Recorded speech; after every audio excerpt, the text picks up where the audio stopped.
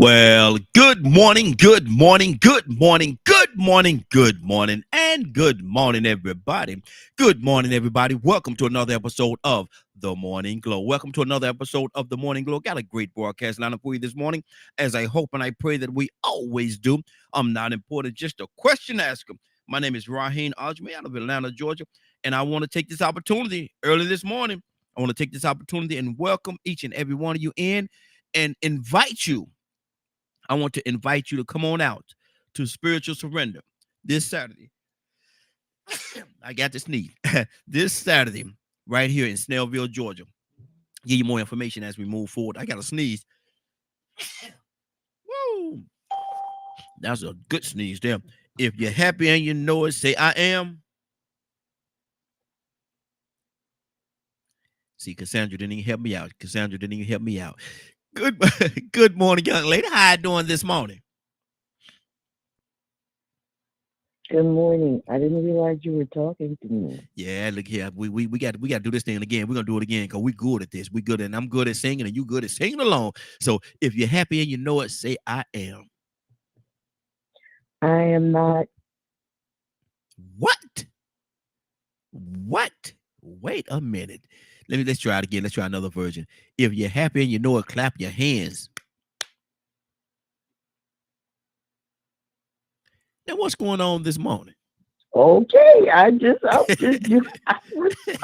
a minute. Now what's going on this I'm, morning? I'm responding to you. You say clap your hands if you're happy. I didn't clap my hands. You say, I am. whatever.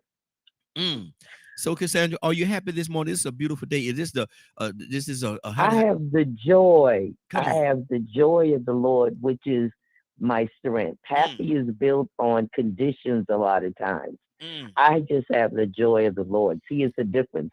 That's why I answered it like that. Oh, okay. See? Sometimes, you know what I'm Yeah, saying? yeah. Uh-huh. Happy is sometimes predicated upon people, having things, having somebody, bills all paid. Mm-hmm. But Mm-hmm. joy is there no matter what's going Yeah. on. Mm-hmm. So there's a difference. It, So that's why I responded like that. I'm sorry. No, no, no, no. That's good because actually that's the first question I was gonna ask this morning. And you jump. See, you came in. See, you didn't go through the small pool. A lot of times people get in the water, they step a little feet in it, they step a little toe in the water, test the water, see how cold it is. You didn't do that, Cassandra. You went to the deep end of the pool. Jump right in. I jump all the way in. I believe if you can go, just jump all the way. And that's what you did. Because my first question is this: how do you know when? How do you know when? And we can say the joy of the Lord. We can say it that way. But my question was, how do you know when you are happy? How does a person know when they're happy?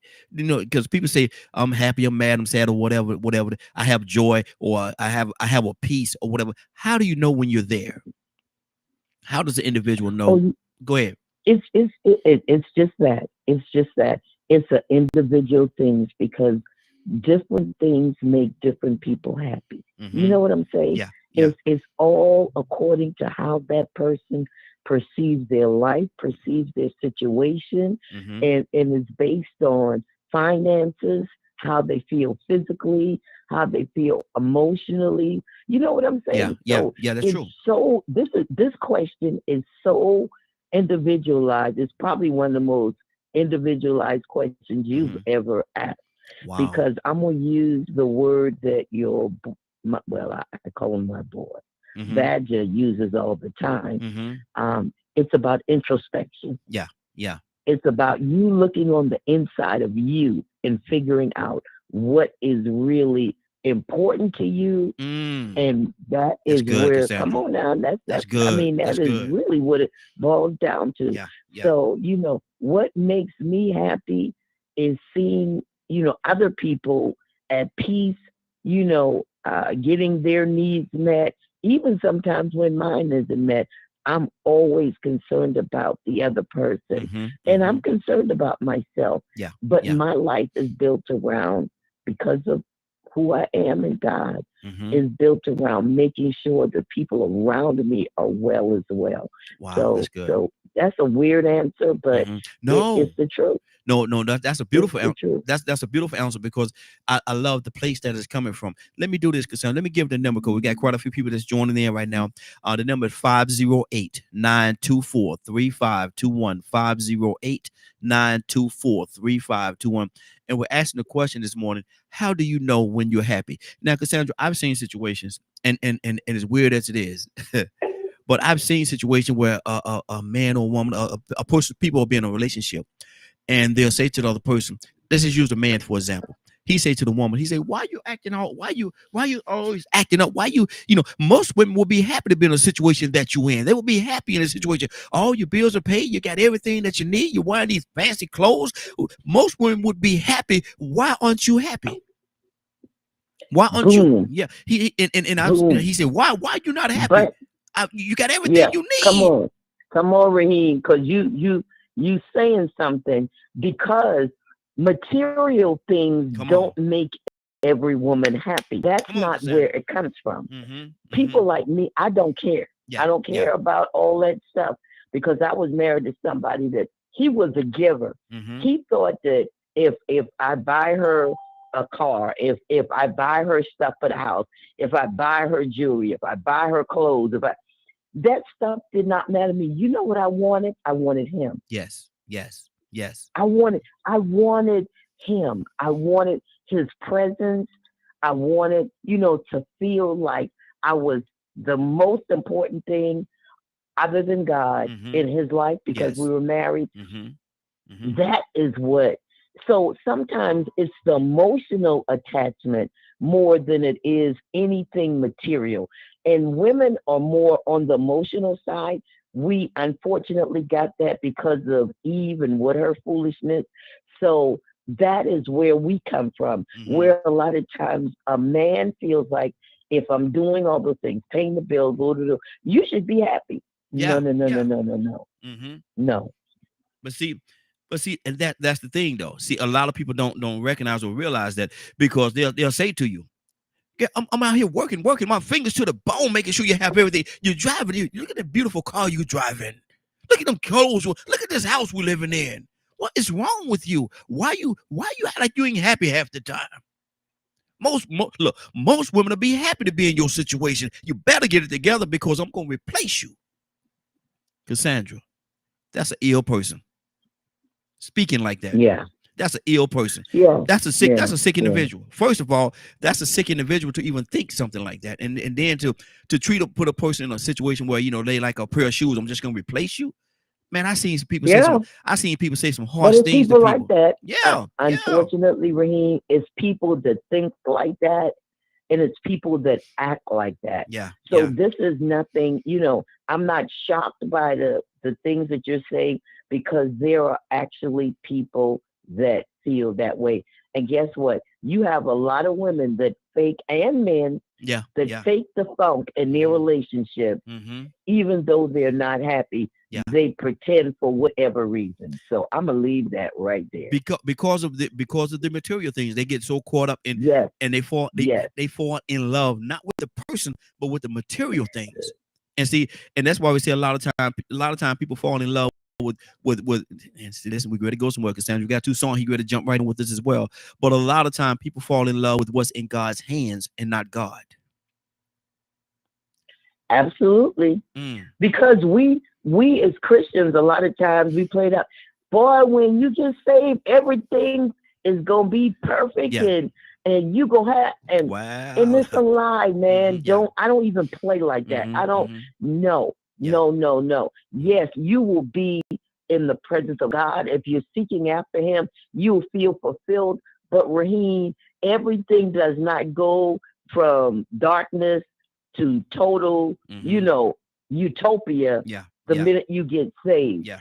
Yeah. Even your trust in God, come on Mm-hmm. now, Mm-hmm. Say even it. your trust in God has to grow. Mm-hmm. That's right. That's right. We grow. That's why we grow in God, And you see, know? So I'm just saying, Cassandra, I'm loving you on the road this morning, and I'm loving where you are. So please stay right there. Um, and that's why a lot of times Cassandra just said, "I'm a babe in Christ." That's why people use that verbiage. I'm a babe in yep, Christ. I'm a babe right now. yep, They could be 60, 70, 80 years old, but I'm a babe in Christ. Yep. And so you have to go through the same progression that you went through in life. You have to grow. You have to grow. And like you say, everything ain't gonna be milk and honey. Everything ain't gonna be milk and honey. You know, you still gonna have trials and tribulations. And so if anybody tell anybody, just turn it over to the Lord. Yes, that's the perfect solution. Turn it over to the Lord, but know and understand though that it's not gonna be a little light switch that's gonna come on and all your problems. You ain't gonna never have another problem in your life. Absolutely. Absolutely. And that's a misconception. Yeah, it is. It is. Toussaint, good morning, sir. How you doing this morning? I'm all right. Now, Toussaint, sound like you're talking away from your phone a little bit. I got a raggedy earpiece. Oh, yeah. Throw that thing away. Throw that Can't thing hold it. away. But listen, what we're talking about this morning is how do you know? How do you know when you're happy? And first of all, let's deal with that part. How does a person know when they're happy? Yeah, content. Mm-hmm. They're content in their situation. Mm-hmm. And then you know, they put everything into where they are. Mm-hmm. Whole heart, mind, and soul. Because they like that place. Mm-hmm. They loving it. They make it the total investment. They're willing to give everything they have to keep where they are. Mm-hmm. Because they're happy in it. That's just me. Mm-hmm. What is that? Now we was talking about one person and Cassandra hitting home runs, what is man. that background? I don't know. I thought it was you over there working. I thought it was you. Oh no, I don't work for a living. I come to work. I don't know what that is, man. Maybe Cassandra over there trying to burn something this morning. What you say? You know, Cassandra can cook. Yeah. That was me. I'm sorry. I am in the kitchen. Yes. Okay. You know, Cassandra, to all of the elderly young gentlemen, Cassandra can cook. Yeah. Eligible. Mm-hmm. Got to have some sense, and you know, I'm just saying. Look, Toussaint. Yeah. Y'all act like I'm desperate or something. Like, I didn't say yeah. that. Nobody said that. Nobody said that. No. Because one thing we do know, Cassandra, you ain't desperate. No. You know that. Oh Lord. Now that was a gut punch. That was a gut punch right there. Now that was one of the gut punches. But Toussaint, we talking about a person's happiness. We're talking about a person's happiness and what happens when and we use a scenario. You're talking about a man. He talking about his woman. He talking to his woman, and he say, "Listen here, girl. Let me tell you something. I don't know what's wrong with you. You know, you living in this beautiful home, driving a beautiful fancy car, and you wearing all these expensive clothes and all this stuff that you got. Most women would die to be in a situation that you're in right now, but yet still you act like you ain't happy. What is wrong with you? First, is he a caveman? Go ahead. No, probably the thing about it is she got all of that but him. That's why she acting like that. Because he crazy. Mm-hmm. All his life is surrounded about what he has. Mm-hmm. And he's willing to give everything but himself. That's what that sounds like. And then he'll give it to anybody that'll take it. That's what that sounds like. So and it's in his voice. Mm-hmm. Yeah. Wow. That's just me, Raheem. That's good. That's good. You know why I can say that? Mm-hmm. You want me to tell you why I can say that? Tell me why. Before. Probably act like that before. Yeah, man. Come on now, Toussaint. Come on now. You know, just like when y'all talked about, we don't want what's in God's heart. We want what's in his hand. Yes, sir. He can make you happy. But see, life comes and goes, and it has some gives and takes. Mm-hmm. And we don't mind him giving. But when he takes, we ain't going to be no Job. The devil is a lie. Mm-hmm. Wow. And we'll almost say, not the devil is a lie. We be saying, no, Lord, I can't handle that one. Because you're the giver. You're the giver. You're the giver. You're the giver. Don't take and away when my. you start taking, we misidentify you. It can't be God. Can't be that. Can't be God. Yes, it can. Yeah. He do what he want to do. Sure, he's loving. Yeah. But he has chastisement. He has correction. He has some strength that he wants to give you. So, trials in our life make us strong.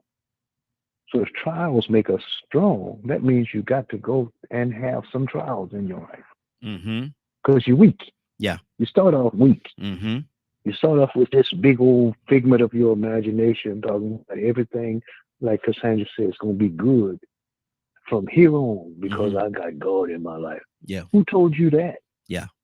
Where you get that from? When did that ever happen in anybody's life that was in a relationship with God? Who was that? Yeah. Even when we talk about those that they had to go through some things to get what they got from him. So that they could figure out how to handle what he got, what they got from him.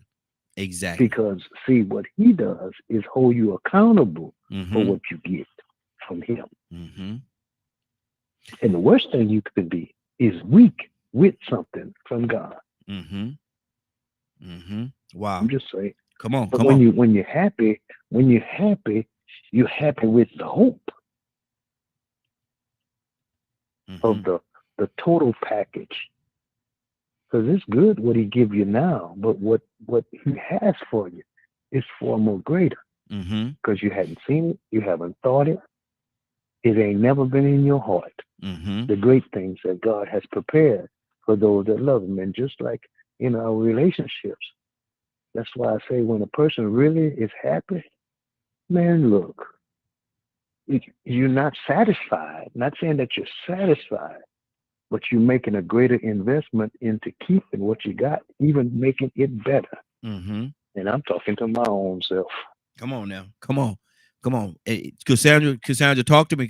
I need you to go or how do you feel about what Tucson said? We're going to go to Mr. Hicks. We got him. We're going to come to Mr. Hicks next. Cassandra, what's on your heart?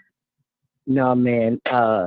Tucson, I mean, he hit it on the head. I just believe that every person has the capability of, I'll use the word happy, being happy or having joy. If you just look and think about every day that you wake up, listen, I wake up in pain every day, right? But guess what? I'm so glad that I opened my eyes, and when I realize that I've taken that first breath, I'll be like, whoo, thank you, Lord. Yes. Another day. Another, come on now, another opportunity. You know what I'm saying? Yes. And that's the way. If you just, I don't care what's going on in your life. If you just open your eyes and inhale and exhale the first thing in the morning or whenever you get up, man, you be like, shuck, it's on now. Well, another day. Cassandra, some people might not say shucks though, but I appreciate what. Well, yeah, Some people might not say shucks. you know. Yeah. You know. Well, hey, look here. I know where we are and who we are, but we thing we real too now. We real too now. I'm gonna tell you, some people ain't gonna say shucks. I'm just saying. I know where we at, but go ahead, Cassandra. I'm sorry. Yeah, no. That's it. It's about being grateful and thankful for wherever we are. And Tucson said something that is so important. We have to learn to be content. The word of God says, now, I'm just talking from a spiritual aspect right now, okay? Come on. Those of us that are Christian, the word says that in every state we find ourselves, we need to learn to be content. Yes. Whether we are abased or we abound. That means whether you have it or you don't have it, you're still content because you know that God is the one that is going to change and can change and will change our situations if we just trust him. That's the key. Come on. That's our key. Yes. That's our key right there. If you get to know that, if you get to that point, and I'm not saying sometimes when God, listen, I'm going to say this because God is my father. I'm going to say this. Sometimes I say, look at here, Daddy. You're moving a little slow on this one, and I'm tired. And guess what? He understands that. But he know what? You know what he knows about me? I ain't going nowhere. That's right. I ain't leaving home. I don't care how bad it get at home. I ain't leaving home. That's right. And and at the end of the day, we all got to realize that he ain't forget about us. He ain't forget about it. It might not how to say go, might not come when you want it, but it's gonna come right there when you need it. When you need it, it's gonna be right there. Sometimes, he got a sense of humor too. And I'm gonna tell people he got a sense of humor. Sometimes it's that 11 and a half hour. That 11 and a half hour. You look around and oh my God, there it is. There it is. There it is. Now, hold on. Now, why we had to go? Why had to bring it so close? Why had to be so close? Because maybe he was testing you, testing your patience. He knew what he was going to do for you, but he had to test you, make sure you was ready. Mr. Hicks, good morning, sir. How you doing this morning? Good morning, Raheem. Good morning, family. Hey, good to have you. Good to have you, sir. We're talking this morning, and I need to hear your heart on this. How do you know? How do a person know when they are happy? How do I know when I'm happy? I'll tell you. When I couldn't get the link this morning, you resent it. I got a little late, right? So I was listening in. Okay. And my mood was a little low. I was wondering where you was at. I was trying to get in, and you didn't send the link anyway. But I feel a little low anyway. Just fighting the cold again. It's my second time fighting this darn cold, and then I listened to the conversation, and I felt the laughter that was coming along, and I felt happy. I think for me, I don't know about anybody else. This life has been a struggle. It's never been easy for me. Okay. But but I began to recognize, middle part of my life that that there was light at the end of the tunnel. So happiness come to me in spurts. There's nothing I can't control. It'll be something, a movie, or somebody said something, or somebody walked by and smiled, and they smiled back. Had a good conversation, and I feel that space of connectedness, that I'm connected to that person. I'm connected to everything. But so it's still a struggle, because when we're trying to sort out what's going on around you, the histories ancient, and how we got this book, and how we got these scriptures, and how they've been interpreted so many different ways at different times, and trying to find a way which works for you, that gives you a sense of equilibrium. So, but I know this here. Who's that? Joy comes in the morning and says, "Yes, sir." And I know that my efforts in this struggle to maintain the principles and the foundation, that I know my future, the future after this. So joy comes in the morning for me. I know that on the other side of this thing, if I hold fast and do the best I can, accepting it all, and like Sister said, being content with where you are, because it's testifying church. I thank the Lord for my life, health, and strength, and wake me up with a sound mind. That's my cousin Nancy used to say in church. There you go. To wake up with a sound mind, with all the confusion, boys, blessing. Now is I'm listening to what everybody's saying, actually, and I want to ask you this question: contentment the same as being happy? No, happy. Like I say, being happiness. You don't live in happiness. That it's sort of contrast, and it's different in all the other states you have. Happiness is sort of euphoric, sort of like I'll tell you what, when back there in the 90s, in 95, when I was waking up from my darkness, and I accepted Christ in my heart, Yes, sir. And there's a big thing from where I came from to do that. And I started watching how I felt. Matter of fact, for a long period of time, my family was intact, and they looked like I was crazy. They was calling right and saying, I don't know what's going on with this guy. Something's wrong with him. That the change was so radical, because I had this feeling, this deliverance from this hatred I had in my heart, this murderous spirit that was on me, that was concocted out of my war experience and prison experience, that made me such a hard person. My heart was so hard that when it came alive, the feeling was like, what even happiness? It's almost a bliss. It was bliss, because happiness coming in fleets and go, but this bliss was constant. And I really actually thought I was going to live that way forever, right? It was to give me a taste of what's in store for me. Exactly. This is what's in store. Okay. Let me ask you a question, Mr. Hicks, and this may be a very unfair question. And you, honestly speaking, you don't even have to answer the question if you don't want to. But what was more trying to you? Because I've never been in either one of the situations, but being in war or being in prison.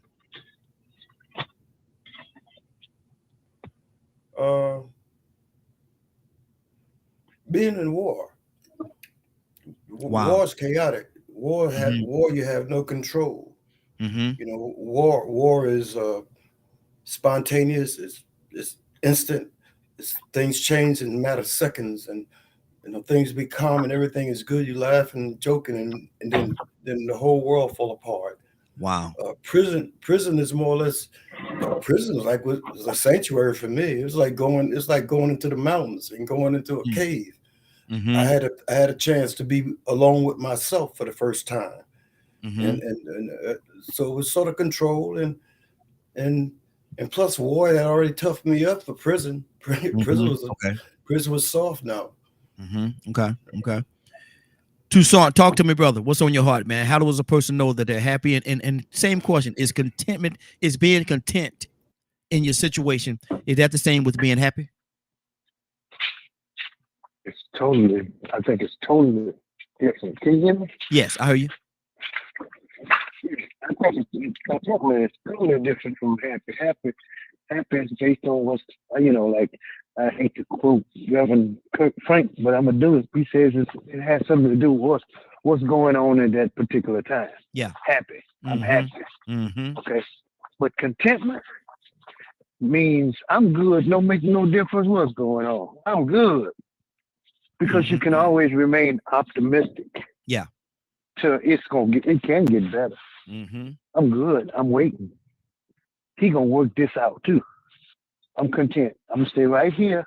I'm gonna wait until my change comes. I'm good. Yeah. It don't make no difference. I can be up. I can be down. Paul says I've learned to be content. So contentment is a teacher. Because Paul had it going on at some time. And then life got ripped right from under him. Because especially when he first met Christ, I'm going to just say that. Come on. Because how you going to think you're doing the right thing and find out you're doing the total opposite? And it's that man come in and disrupt your life, but God does himself. Get you on your road of high-mindedness and knock you slap down. Wow. Stop you right in your tracks and change your whole perspective on life. That's what happened to Paul. He thought he was good. I mean, at some point he said, let me talk foolish. He says, y'all talk about how good y'all got going on and how much tongue y'all speak and how many times y'all this and that and this and that and the other. And y'all don't think too much of me. But let me say something kind of foolish now. I'm the chief of Pharisees. I'm the cream of the crop. Let's read it. Go check it out. I don't know where it's at. I'm not going to try to find it for you. Lord but Jesus. It's in there. Okay. I ain't going to try to find it for you. I bet you have. No, but he starts bragging on, not necessarily bragging, but he starts letting them know what really went on, what type of person Paul he really was when he was Saul. Mm-hmm. I'm talking about he sat down under the greatest teacher there was. Mm-hmm. Mm-hmm. If you really want to boast, come on. If you want to do that, Paul says, let me tell you that. Let me tell you where I really am, who I really am. He said, but I would count that all dung, crap. That's a bunch of crap. Mm-hmm.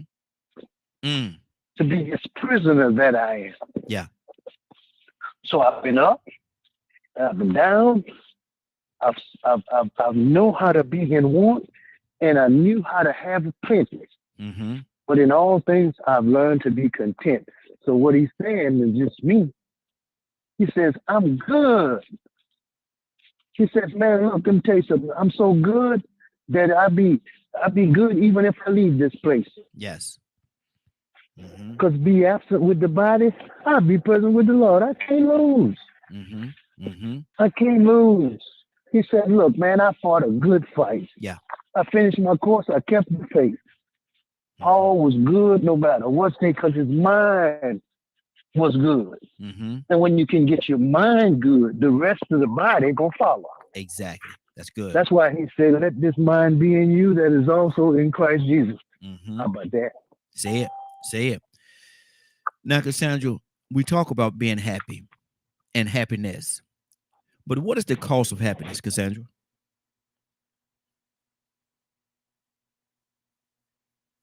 What now? What is the cost of happiness? If we had to put a cost, if you had to put a cost on it, what is the cost of happiness? Boy, that's a good one.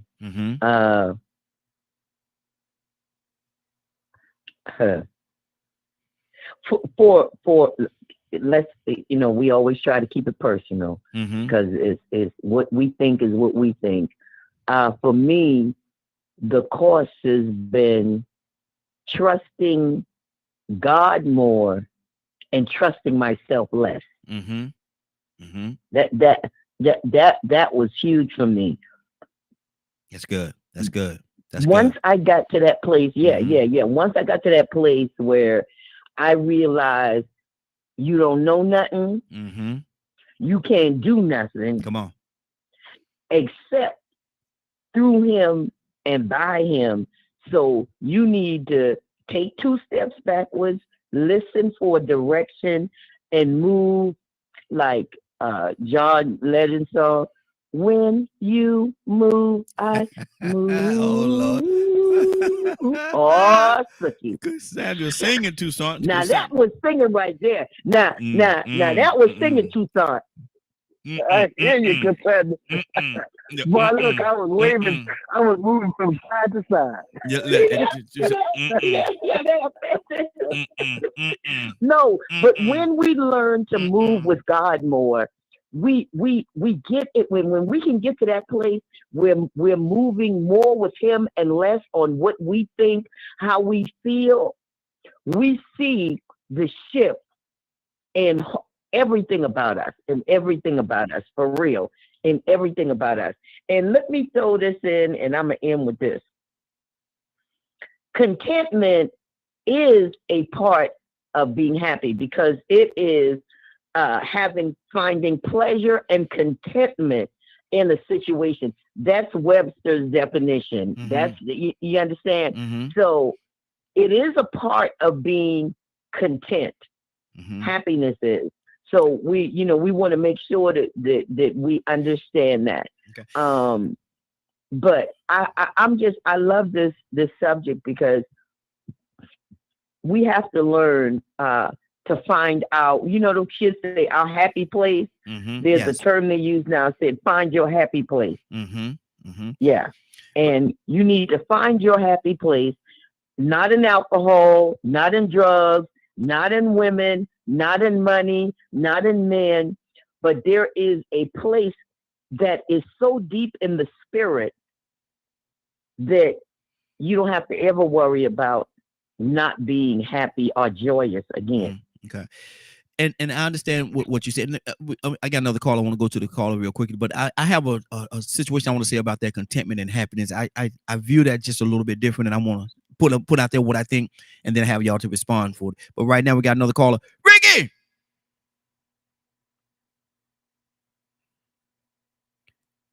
Minister Neil, you there? I'm coming, man. I had to get my mute button. I'm sorry, bro. Oh, okay. Good morning, sir. How you doing this morning? Good morning, everyone. I know it's been a long time. I want to wish everybody a happy holiday season during this time, and I hope that everybody's doing well. Yes, sir. Yes, sir. Yes, sir. I heard you said talk about contentment and happiness. Yes, sir. I want to ask the question: how do a person know when they're happy? They'll do it in their heart. Mm-hmm. Mm-hmm. And I say that because I think happiness, and I was listening to my dear sister speak, and she gave the definition about happiness, but that's just a global definition of it. But when you start speaking about happiness, you think about the inside of a person and what they have gone through and where they are. And you can also look at it from a perspective of happiness being, I hear y'all say a feeling, but you know, money makes people happy, but they're not content. Relationships make people happy, but they're not content. Jobs, monetary things, superficial things, all that makes you happy, but it don't make you content. And for myself, I truly believe content is another way of saying peace. And I say that because when I think about the hymnology, when he picked that pen up, he said, "I'm safe in my Savior's arms." I mean, I'm content. When you in somebody's arms, you're content. And I truly believe that once you are at that point in your life, that you're content, that you won't let things around you bother you. I was having a conversation with a young lady the other day. She asked me, she was talking about her mother is suffering from cancer. And I told her I'm 2 years removed from burying my mother come December. And I said, only thing I could tell you is that it's not going to be easy. I won't tell you it's going to be easy. But understand something, if you got God on your side, yes, you got him in the place. It's going to be hard. I say, I pray every day. My prayers always, I ask God to help me live without that woman, because I've been with that woman for 52 years of my life. So I can understand what you're saying, but I'm having a peace with myself. I'm not happy she gone. Yeah. I'm at peace with myself. I'm at peace with it. So I get what everybody's saying, and it's all about your definition and your perception of what you, how you grade and how you look at those words. But for me and how I move and navigate, that's just me. I don't say anybody on here is wrong, because I think everybody have gave some dynamite and some wonderful definitions of what that word means to them. But as me and how I move, I just think that now I look at contentment as being a peace. When I lay my head down on my pillow at night, contentment is there, so I can lay down and know that I'm going to wake up tomorrow morning. If I don't, I know that I've done everything he asked me to do. That's good. That's good. 508-924-3521, 508-924-3521. And see, and that's pretty much where I was gonna go with it as well. You know, we was thinking together on that. People sometimes are like chameleons. They adapt to their surroundings. Not necessarily meaning that they're happy, but they adapt to their surroundings, and they fit into where they are. Not necessarily that they're happy. Not necessarily they're happy with it, but they have to exist. And to exist don't necessarily mean that you're happy in your existence. Cassandra, I believe you had something on your heart as well. Talk to me. And we got another caller. Actually, got a couple of calls. We're gonna go to them as well. So callers, please be patient. We're coming to you too. Cassandra, what's on your heart? Cassandra? Wake up and go to sleep. Wake up and go to sleep. Toussaint, talk to me, brother. No, I tell you what,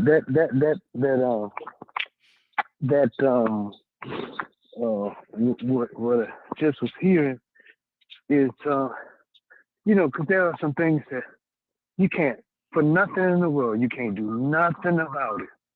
Nothing. Absolutely. Nothing. You can't change it even if you had the power to do it. Because you know that you don't have that much power.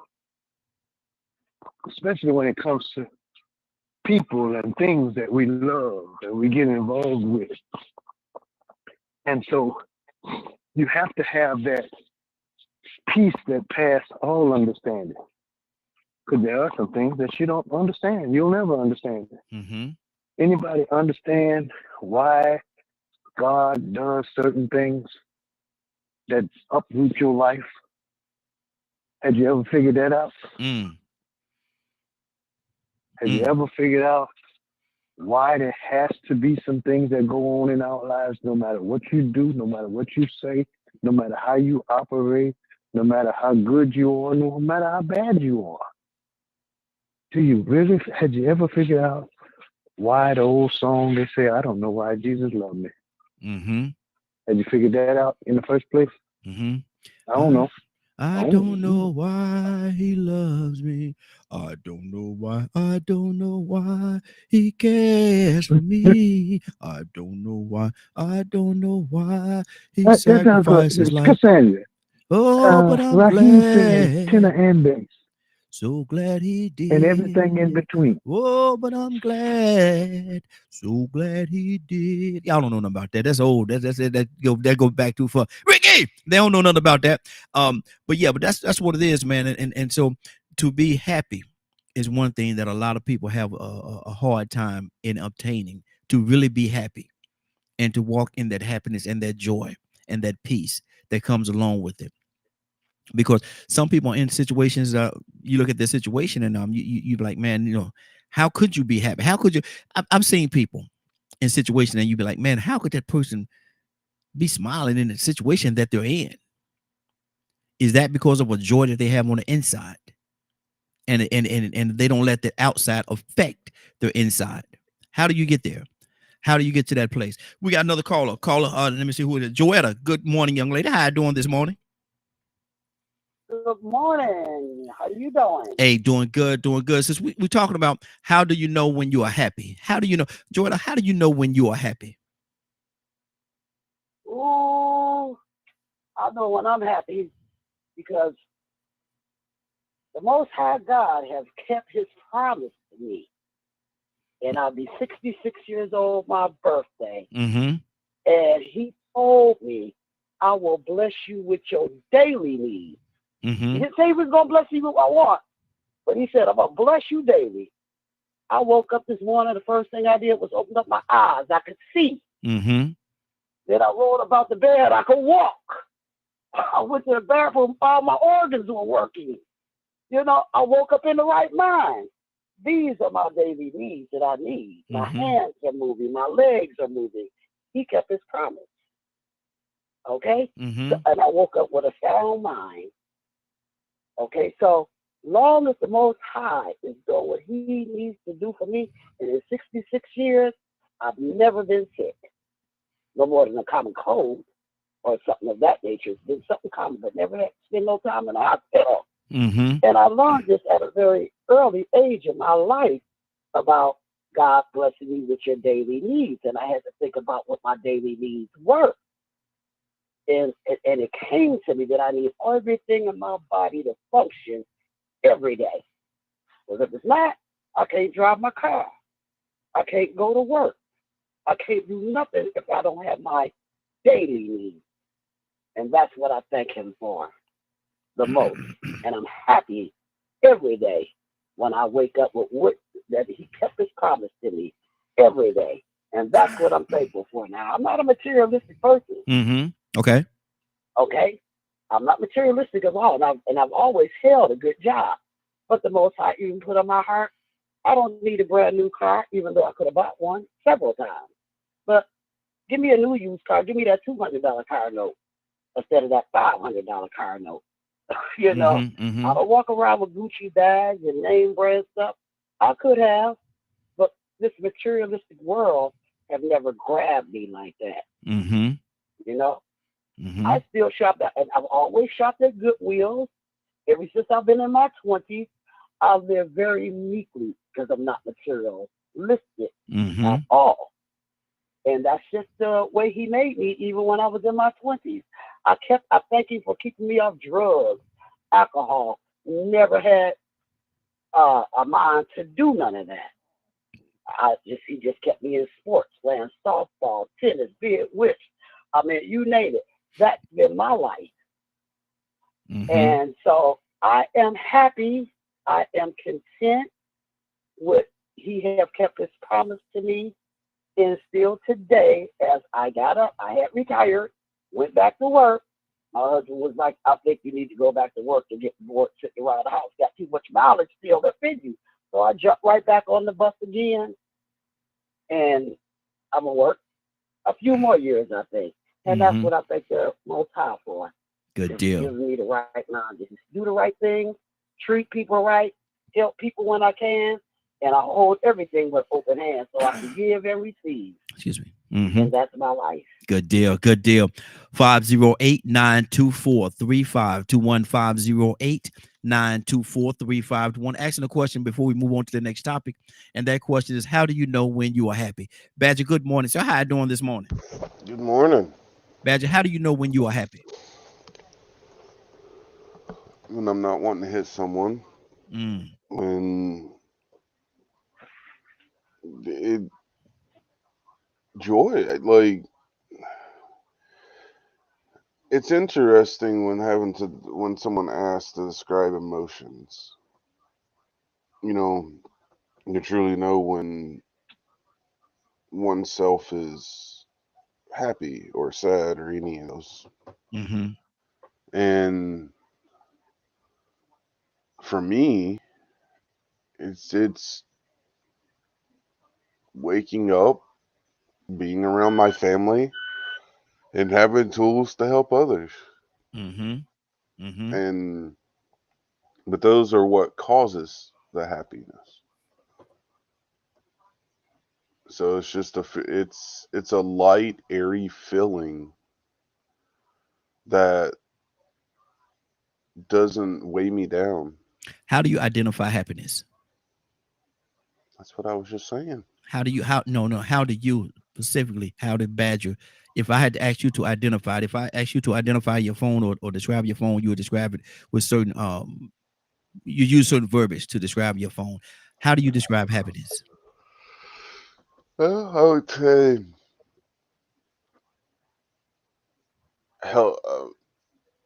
almost makes you smile. Almost, okay. If it doesn't make you smile, well, it's either almost or you are going to smile. Mo Barnes, Atlanta, Georgia, former journalist, Rolling Out Magazine. Go ahead, Badger. Okay, sorry, I threw it. Light, airy, just life. Like, I don't describing emotions is not easy for me. And that's a part, and that's why I asked you that question, because a lot of times, and nothing against you, nothing against you at all, Badger. You know, you're my brother. I love you, man. But at the same time, a lot of people, when you ask them to describe what happiness is, they don't know. They don't know. They don't know how to describe it. And so my thing is this right here. If you don't know how to describe it, if you don't know what it looks like, how do you know when you obtain it? If I'm saying I'm traveling, if I say I'm traveling somewhere that I've never been, how do I and don't know none of this stuff? How do I know when I get there? And I'm not talking about a physical place. I'm just talking about how do I know when I get to that location? I'm actually happy you said that, because part of autism things that they do, or at least in my experience, that's why I'm relating it to the autism, is they sit there and they show you this piece of paper with all these emotions. And they say, if you see this face or this face or this face, that's what these emotions are. If you're feeling this is what this emotion is. So we're told this light that, or at least for me, that this light, airy feeling and me looking at my kids and smiling, that falls under the label of happy or joy. But it's normally a description based on another person's perception of what a label or a word is. Okay. And that's again, that goes right along with what I said. A lot of people, don't really know what it is, and it's a sad reality. But some people just don't know what happiness is. They don't know what it is for whatever reason, and there's a whole lot of reasons why they don't know. But life situations, circumstances, how the ingredients of their life, they just don't know. They just don't know. We got another caller. Caller, what's your name? Where you calling from? 404 area code. Is this? Or you got me, Mo Barnes? What's your name? Your name is Mo Barnes. Yeah. Oh, okay. Hey, you got me there. Hey, how you doing, sir? I called into your show before. I was a national journalist for 7 years, but I had to step back because my ex-wife had passed during the pandemic. Sorry to hear that, and I'm raising my two special needs boys as a Black father. But one of the, I'm sorry, say again? No. There was a sound effect on the phone. Go ahead, brother. I'm listening to you. Okay, so one of the things that I try to do with affirmations is, and I'm reading one right now, is once you become a certain age, it is your responsibility to unlearn behaviors that hinder your growth as a person. So we ask about what true happiness is. I am a practitioner of Ishin martial arts, Okinawan style, and one of the things in the precepts is the man's unbalance is the same as his weight. That's physical, spiritual, etc. But when happiness is when you can be with yourself, as different, and it's not automatic. And I want to let people know that you can't be happy overnight with filling your prescription, waiting for your Celexa, your Zoloft, anything else that doctors give to you. It's balance. It is looking at what actually made you happy at some particular point in your life. And realizing that there are certain things that we grip with that are like, oh, my mother, my father, my uncle were unfair to me, or something happened that was dysfunctional. And they are no longer there. It's intangible. But in our minds, it becomes something so strong that it feels like there's someone we could reach out and end it all of a sudden. And it ain't going to happen. It's a journey. And you saying that, Mo, do you think, Mo, and you saying that, do you think people carry their pain with them like a luggage? They just carry it everywhere they go? Of course. So when I say to you this word, and I say in a health frame, STD, what does that mean to you? When you say that one more time. If I say to you, a person in a health frame, a doctor says to you, you have an STD. What does that mean? What does that STD mean? Man, you're in a pickle. You're in a pickle, brother. You got to go and get something to get that up off of you. You have the sexually transmitted disease. Yeah, right? you got to get that up off you. Yes, sir. STD, sexually transmitted disease. Absolutely. So what if in our mind we have an STD and it's a spiritually transmitted disease? Wow. Or in that regard, because we won't let go of things that are intangible, that we struggle with, that people pop up. Oh, it's a generational curse, and you don't have. Yeah, we've heard all of that. But we're in the midst of our pain and don't know how to get out of it. And we've heard what the preacher said. You know, I've done everything the preacher said. I take communion. I eat the cracker, the Christian Brothers wafer, which is interesting because Christian Brothers that does E&J brandy. You know E&J brandy, right? Yeah, I heard of it. Yeah, they call it Easy Jesus, you know, back in the day and stuff. But E&J brandy has their own product line of wafers for communion and wine. Where you have the wine, and that's going on for decades. That's not new. Okay, wrap it up, brother. We only only give you 3 minutes. Everybody, 3 minutes. Yeah, wrap up your comments. So I got to move to the next person. I'm just wrapping it up. When we find happiness, it's finding balance. It's really letting go of the intangible and looking at what you have control of. And balance. But see that open, and I appreciate you calling in. I really do. You put a lot out there, and a lot of people will say it kind of titters a little bit, but at the same time, you spoke about finding that balance and finding that happiness, and that's the struggle that a lot of people have, brother. That's the struggle that a lot of people have, and so it's very difficult for some people to find that balance and that place of happiness in their lives, and they walk around lost.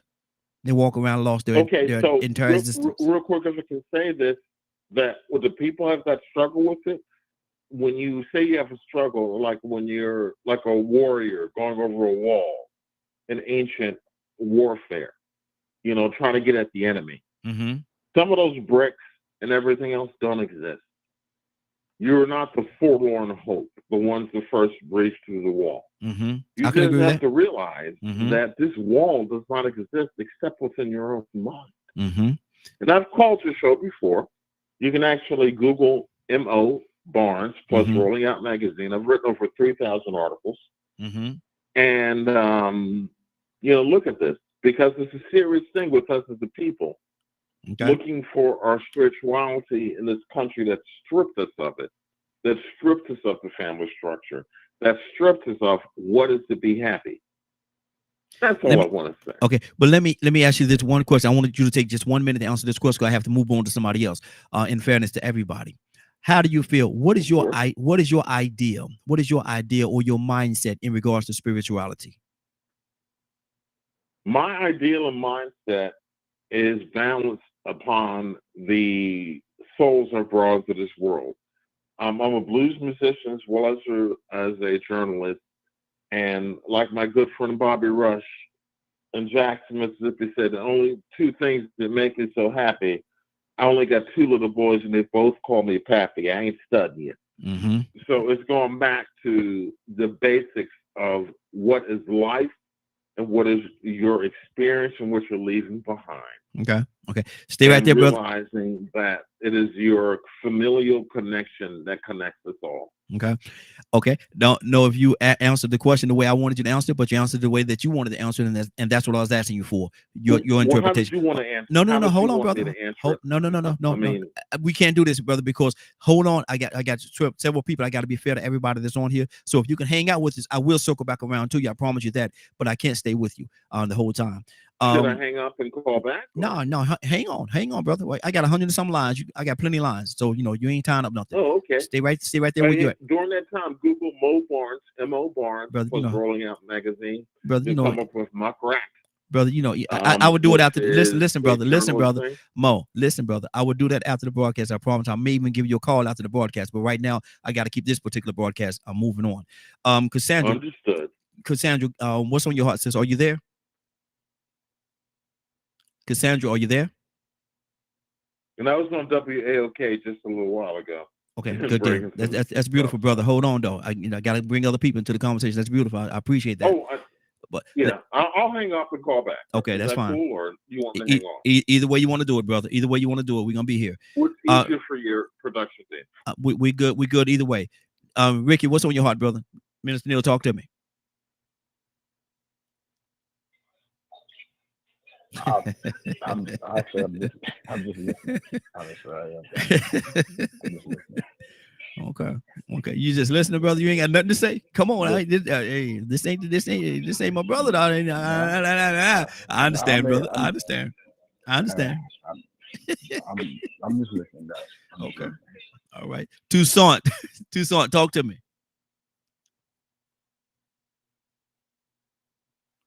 I got this thing that I had to learn to do. Mm-hmm.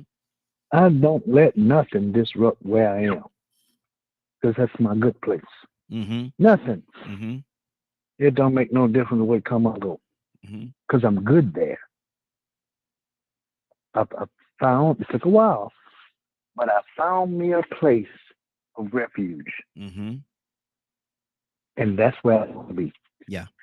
People can come, people can go, substance, situations, circumstances, heartache, pain, confusion, all of that can come my way and I'll still be good. Because that's my happy place. That's where that it's almost a secret place. And it's developed by me and God. That's it. So that's where you're it's happy. Kind of like, yeah, go ahead. I say that's where you're happy. Yeah. And I try to suggest to others in them that they have that place just as well as I do. And it's almost not easy to find, but it's simple. You know, it's kind of like a place of total silence. No manipulation, no influence, nothing. It's a total lit place where I stand in the need of nothing. Because I have everything there. And it's in Christ. I'm just me. Yeah, come on. And whatever you want to say that makes you lead you in a spiritual direction or in a place of righteousness, a place of just joy, peace, satisfaction, wherever that is, you're gonna have to look for it. Because in that you're gonna have to stop looking for everything else. Because it ain't in stuff. Because stuff come and go. It ain't in people. Because people with you today and they're not today and tomorrow. People will come in your life and mess everything that you got going on up. Especially when you depend on them to be a positive influence. And here they come. They totally negative. Yeah. I'd be like, you can't come where I'm at. Go on somewhere and sit down. Because you're disrupting what I got going on. Go on head on. Not a selfish place. It's not a selfish place because you can come too. In a certain sense, but you got to bring your own even place because I can't share mine because there's not enough room for two. Now let me say this: my wife and my family can come, still can. Some of my kin folks, not all of them, because some of them got too much issues going on. Can't bring that drama. So since my time out, I just wanted to say that. Good deal. Good deal. 508-924-3521. 508-924-3521. Cassandra, I'm trying to catch up with Cassandra. Are you back with us? Badger, talk to me. Talking about happy, right? Still happy. It's like I said, for me, it's this feeling of being light and airy, and you know, when you smile, when you wake up, and you know, your kid watching your kids play, you know, seeing your kids do amazing things, your spouse or family members, and your face automatically makes a smile. You know, it's that's the thing about any of the emotions. We're gonna label them based on what we've been told. So, or told / taught. So, I mean, it's also like having to learn, you know, when you're smiling so hard that you start doing those happy tears or whatnot. Mm-hmm. You know, that's a thing. So I guess it depends on the individuals. I know we could probably all agree on the basic definition of what happy is supposed to represent. Mm-hmm. But the way it would probably mean to different individuals on a deeper level is going to be based on the individuals. Mm-hmm. Good deal. Good deal. 508-924-3521. 508-924-3521. Asking the question, we're going to go to Captain Leonard. He's with us this morning. Gonna go to him, but we asking the question: how do you know when you are happy, or how does a person know when they are happy? Leonard, good morning, sir. How are you doing this morning? Good morning, Raheem and the Morning Glow family. Good deal. Leonard, how does one know when they are happy, or do everybody know what happiness is? Well, it depends on how you look at happiness. Happiness to me is a fleeting moment. Mm-hmm. Happiness is about a situation or a particular point that passes quickly. It's not something that you have all day, every day. It's not like that. Wow. Happy is what it is. If you feel happy, just be happy. Hold on. That's interesting. That's interesting, Leonard. Hold on for a second. That's interesting. You're saying that you can't live in a place of happiness? They have to be a fleeting moment? Wow. No. You know, you don't live in happiness, just like the Holy Ghost ain't with you all the time. That's interesting. Go ahead.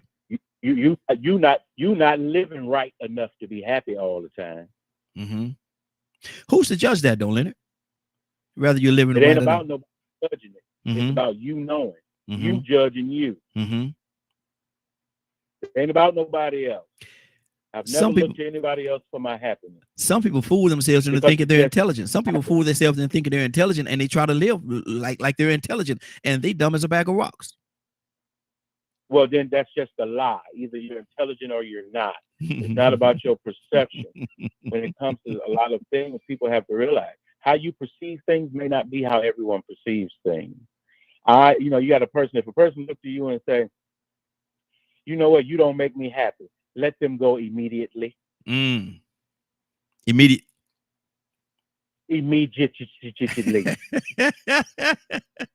I got you. Okay. So they don't mean you no good. Mm-hmm. They're there for themselves. Mm-hmm. Selfish. So, look to me as I don't make you happy. You don't. So you just started an argument with yourself. Mm-hmm. If you're happy, be happy. If you want to ruin it by defining it, do that as well. Mm-hmm. Okay. Joy is different. What's the difference between joy and happiness?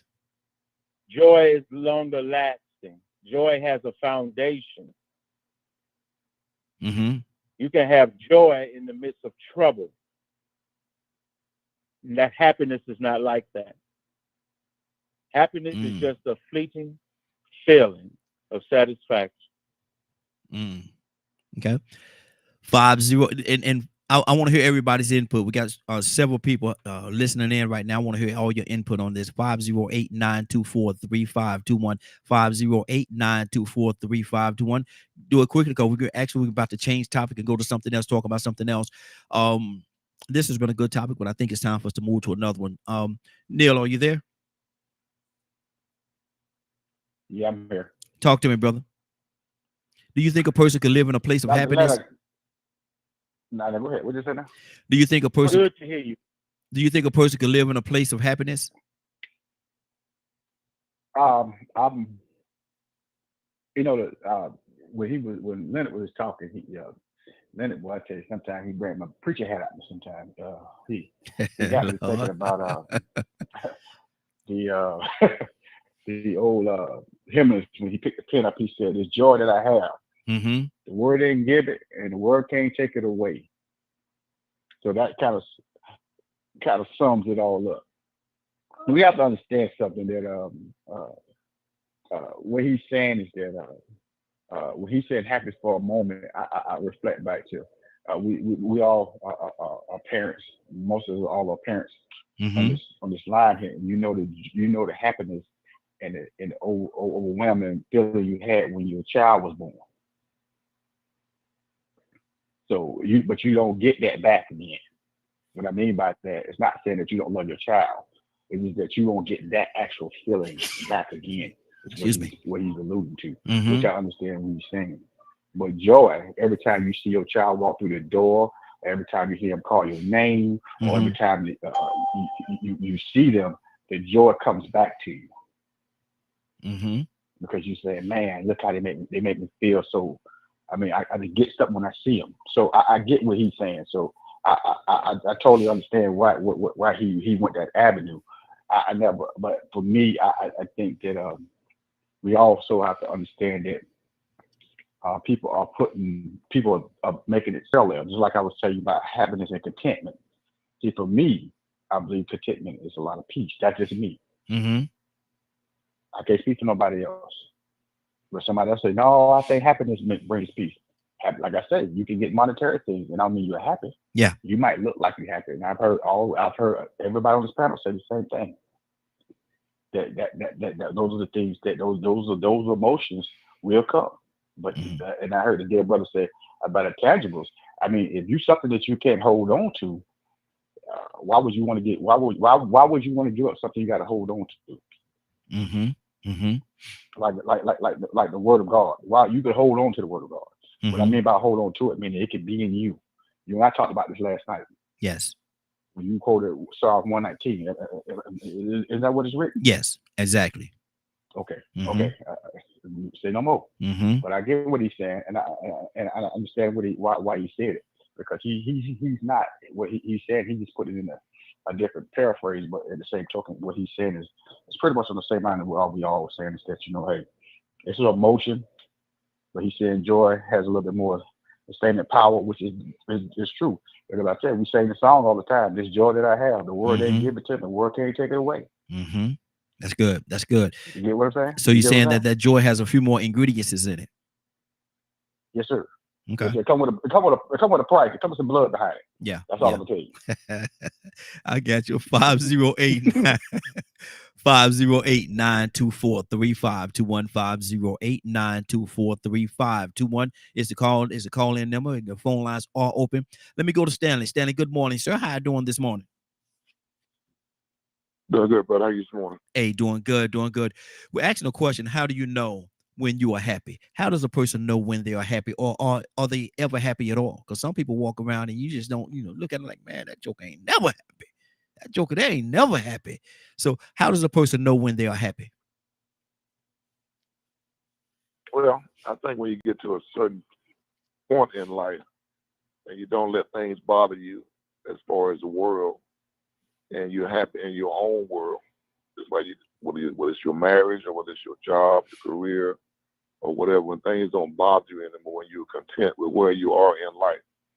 And you got God in your life, you got a good family, and you surround yourself with good people. And some people will fool you. You may look at them and they may not look happy, but they can be happy on the inside. They just might not show it on the outside. You know what I'm saying? But I think when you get to a point where you don't really worry about material things and worry about what people think about you and what people say about you, and you're just happy with yourself, your family, your life, and things don't bother you anymore, and you just, in your mind, you're content with where you are. That's like me. Things that used to bother me 10, 15 years ago, I don't even let it worry me no more. You know what I'm saying? I'm content with where I am and where I'm going, and the people that I'm around that are around me. So I'm just good, and that's where you have to be. You have to just make up your mind. Say, I'm good where I am. I don't care what nobody thinks about me, when people look at me, any of that stuff don't even bother me anymore. Exactly. That's good. That's good. We're going to switch topic and go to another topic. Mo, did you have something you want to say, brother, before we move on? Hold on, I'm coming off mute. Can you hear me? Yes, I hear you. Okay. So I'm talking about this My ex-wife, I divorced her in 2015. Mm-hmm. A few months after we were married, and we were married in 1998. She was diagnosed with cancer. Stood by her, everything else. And after the divorce, I have 2 special needs twin boys. And their mom died during the pandemic in 2021. I've been doing my damnedest as a black father. Always been there. Mm-hmm. And they don't talk about the black dads who were there. One of my sons was incarcerated during the mental health breakdown when it all came back to them. I've worked for foreign governments. I've worked for the Israeli consulate, national journalists, and everything else. And all of this, we're talking about happiness. It's like, where was I going to find happiness in any of this? And the realization that I was happy came later. And that's what I wanted to say. Mm-hmm. Mm-hmm. That's a heck of a question, brother. You say, where would you or where could you find the happiness in the midst of all that? Of all of that. And I didn't find it. I had to reflect and find it later. Okay. So am I correct in saying, and I'm just assuming you lead this part of the conversation because I don't know, I can't speak for you. You didn't have any joy, any happiness during that course of the time, and there's nothing that you could have done to find any happiness during that phase of your life. During that particular phase of my life, I actually had to write down things that I needed to do to accomplishment X, Y, Z. Yeah, I got you. I was engaged before the boy's mother died. And everything was going like beautiful. I knew this girl since we were 12 at church youth group. And I went to Morehouse, she went to Spelman. And we met each other at Atlanta. There's a science fiction convention called Dragon Con. Have been going there for years. No, she had been going there for years too. We got engaged, but everything was great. The boy's mom died. I had to take him in, and it was a lot of trauma with that, and it broke up. Yeah. It broke up our relationship, but she also had other stuff going on. But what I'm saying is that Dad did his best to keep it together. One of my sons physically assaulted me, and twice. First time they kept me in jail for 32 hours. Second time they were going to send me back to jail, and then he spat in the cop's face and went crazy because come on, losing your mom at 16 in the last year of high school, AB student, 3 A's, 4 B's, 1 C, 1 D, Army ROTC, cadet sergeant, and junior ROTC. It was too much. And it put me through so much. But now looking back, I can look at points of joy. Sometimes there are points and valleys of joy. Yes. You can't have joy all the time. That's kind of selfish. All right. It's like, yeah, God listens to you. God really listens to you. But don't be a pain in the butt. Yeah, good deal. Good deal. Right. And you answered my question. But that's what I wanted to say. Absolutely. I appreciate that, brother, because what you said in the course of the conversation, you said there were points and places of happiness along the journey. Even that, because that's a lot that you went through, brother. And my heart goes out to you. It really does. There's a lot that you went through. But my thing is, you said that there was there were certain points of happiness. So that leads me to think that takes me back to why I'm going to change this topic and go to something totally different. But that leads me to think that to let you know that even during that time that you think may have been one of the roughest times of your life, God had not forgotten about you. He still was there. No, if that was it, I wouldn't be here. Exactly, my man. Exactly. Anybody have anything they want to say on this topic before we move on? Good deal. All right. So I sent you a friend request. I'd love to do a show with you at some time. Like I said, national journalist, written, Morehouse grad. I'd like to do a program with you, and we'll hook up. Yeah, let's make it happen. Brother. Hang out with us if you can. If you got to go, I certainly understand. Cassandra, what's on your heart, Cassandra, before we move on? She's back with us now.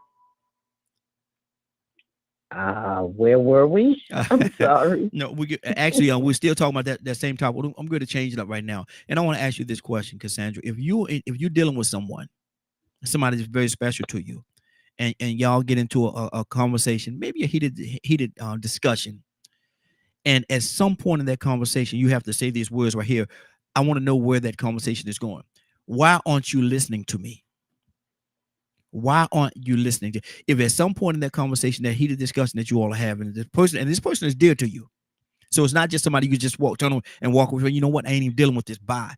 But this person is somebody that's real close to you, and you have to look them in the eyes, Cassandra, and say, "Why aren't you listening to me?" Where's that conversation at that particular point, and where are you in that conversation? Yeah, I would actually not be in a very good place if I have to say that, because sometimes when you're talking to people, it may be the way that they look. It may be, because sometimes you can say something without saying something. Y'all know that, right? Yeah, exactly. Come on.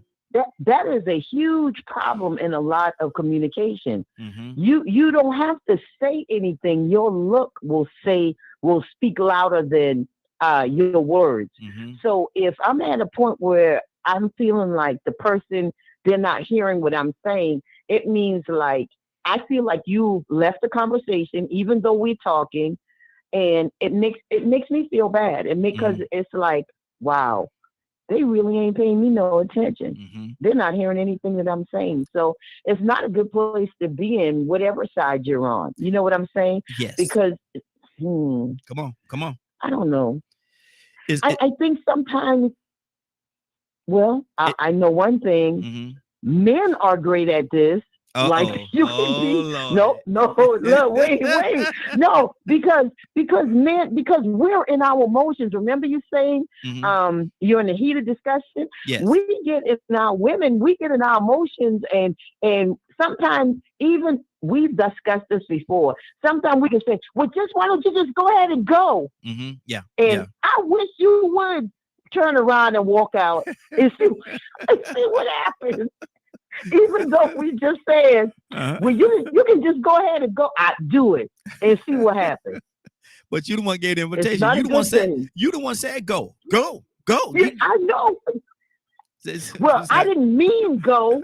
Well, what did you mean though? The English language, when somebody say go in the English language, it means leave, turn around and get out. So what am I supposed to? How am I supposed to read your mind? See, and that's the thing right there. Well, it means that you don't really love me and you're not listening. And what would you just walk up when I'm talking to you? You told me to go. You told me to go. I'm listening to you. Go. You get it? Go don't mean go. Yeah. Go don't mean go. Go may mean come and hold me and say, baby, it's gonna be okay. You know what I'm saying? Without me saying, come and hold me. You know what I'm saying? See? Yeah. So sometimes you have to read between the lines when people are talking. No, you telling us to read. You telling us to read your mind, and we failed our mind reading class. Y'all mind readers. We failed that class. Cassandra, I'm telling you, we failed that. All of us failed that class.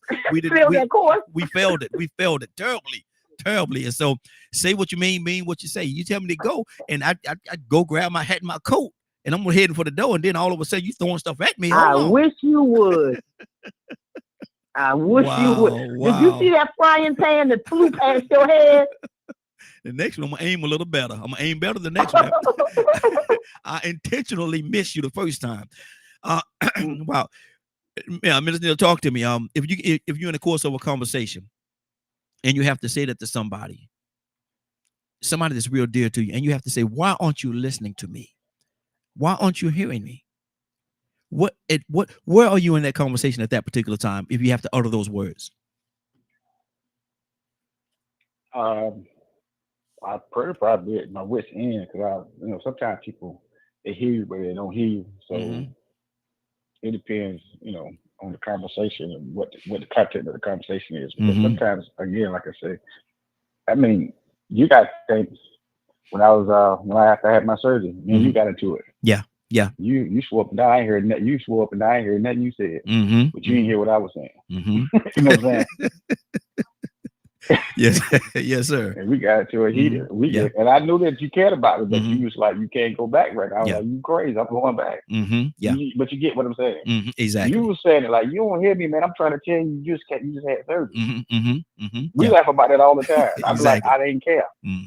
Exactly. I gotta go back to work. You get what I'm saying? Yeah. So my mind, that's why I say sometimes people hear you, but they don't hear you. So it's not a point where they it's not really an argument. It's just you just see the world differently. Yeah, I put it that way. And see, and when you say it got heated, bro, it got heated, bro. It got heated. Yes, sir. Yes, sir. Yeah, you were real mad about that thing. You get your hand on the table and everything. You're like, man, you had surgery, man. What's wrong with you? Exactly. I'm like, bro, I'm going back to work. I don't care what you say, because I explained to you, I can't sit down. Yeah. That's none of my spirit. But now, as you see, and as time had going on and less, now you see like, oh yeah, well, I understand where he was coming from, because that would have killed me. Yeah. Mentally. Exactly. Yeah, especially at that point, you're absolutely right. Let me go to Let me go to Tucson. Tucson, where are you if you're in a situation and tell them where we're about to go now, y'all put your seatbelt on. Tucson, and you look at that person, you say, why aren't you hearing me? Why aren't you listening to me? If you get to that point in the conversation and you feel that way, where are you? Past my limit. Yeah, because I'm watching this thing.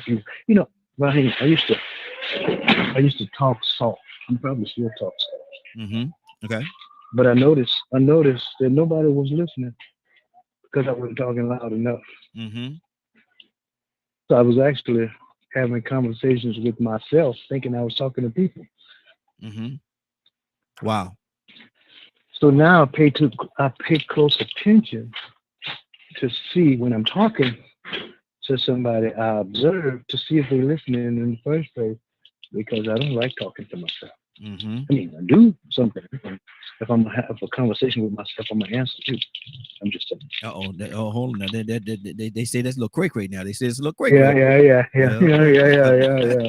You can have a conversation with yourself, but brother, when you start answering now, that's borderline. That's borderline now. I'm just saying now. And we say, why have a conversation with somebody and you're not even paying attention to them to see if their body movements, their keen ears, their senses are even going your way? Why are you doing that? That's not their fault. That's yours. Do you think a lot of times a lot of conversations are based on solutions or based on you trying to impose your thoughts, your idea on the other person? Most of the time, we want people to think like us. They don't care. Some people like to hear themselves talk. Yeah. That's why you can't shut them up when they start. Oh, I'm sorry. Lord Jesus. Okay. We're gonna stay right there. I'm just saying. You gotta know that if you enter into a conversation with somebody, that means somebody else talking other than you. Yeah. So you start a conversation by listening, not by talking. Wow. You start a conversation by listening, not by talking. Okay. Let's keep this thing going. Stanley, what do you say to that? You're in a conversation with somebody that's dear to you, that's real close to you. And so you want to get to a solution to whatever y'all are discussing. And it become a little heated. And you have to the point where you look at that person, why aren't you hearing me? Why aren't you listening? Stanley, where are you in that conversation at that particular time? Well, if I'm catching the answer right, some people just comprehend a little bit different than others. And some people don't like confrontation. So if I'm talking to somebody and they're not really comprehending what I'm saying, sometimes you have to just back off, and sometimes they just, just have to re-explain it to them. Because I've been talking to people trying to get them to understand. I'm telling you this, and it doesn't seem like you're getting what I'm saying. They can take that as an insult. Sometimes they can take that alone for a minute. Yeah. Yes, sir. Go ahead. Yeah, you got to leave it alone for a minute. I I get it, and I'm trying to explain it to you, but you're not getting it. Mm-hmm. So we just have to back off sometime, man. Because, like I say, some people are just in a different frame of mind sometimes. Mm-hmm. You know, I was listening to earlier the guy was saying. I mean, when I first started working at the bakery, this is back in the 90s, and people would not really talk to me, and I didn't realize why. But the guy came up to me one day. I was eating lunch, and he said, "Hey man, how you doing?" I said, "I'm good." He said, "What's your name?" I said, I'm staying. He said, "Everything good?" I was like, "Yeah." He said, "Bro," he said, "You walk around like you mad, and these folks scared to even speak to you around here." I was like, "What?" He said, "Yeah, look on you." He said, "You a veteran, right?" I was like, "Yeah." He said, "These people think you shell shocked or something." Good and Lord. You got that mean, you got that mean look on your face. Yes, sir. And I'm for real. I was at the bakery, man, like 6 months Mm-hmm. before the first person even really spoke to me, other than Wow. The supervisor and everything. And that's why he said I would look so mean. Mm-hmm. But I just came off of my wife and I had just split up. Mm-hmm.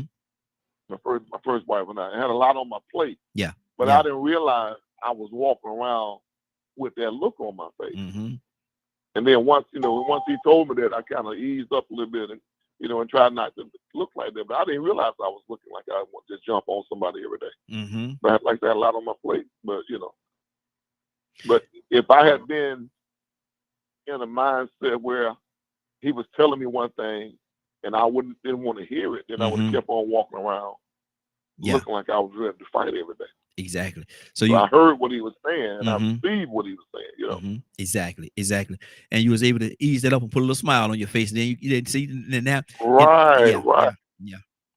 A lot of times they say, and somewhere I read where it says, to be a friend, you've got to first show yourself to be friendly. And you showed yourself to be friendly. Right. Exactly. 508-924-3521. 508-924-3521. Curtis, good morning, sir. How you doing this morning? Hey, what's up, brothers? What's going on, man? Hey, doing good. What's up? Hey, doing good. Leonard, come to you next. Be on standby. Come to you next. Curtis, if you're in a conversation with somebody and you being a counselor, you know the art of this thing, but you're talking to this person. It's somebody that's close to you, and it's heated. It becomes very heated, and you look at that person. You come to the point of the conversation. You look at them and say, "Why aren't you hearing me? Why aren't you listening?" Curtis, is that a bad? Are you in a bad place in a conversation? Where are you at that particular point? You're definitely at a bad place. Mm-hmm. Definitely at a bad place.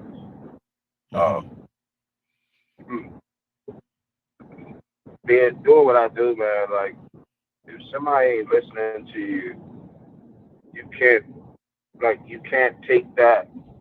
You can't take it personal, because there may be a number of reasons why they're not listening to you. Mm-hmm. A lot of times a lot of people don't know how to. It's called active listening. And it's something that I have to use. I think my Morning Glow family, every single morning that we on this show, because the truth be told, I am only as sharp as the tools that's on this show that sharpen me. Mm-hmm. Mm-hmm.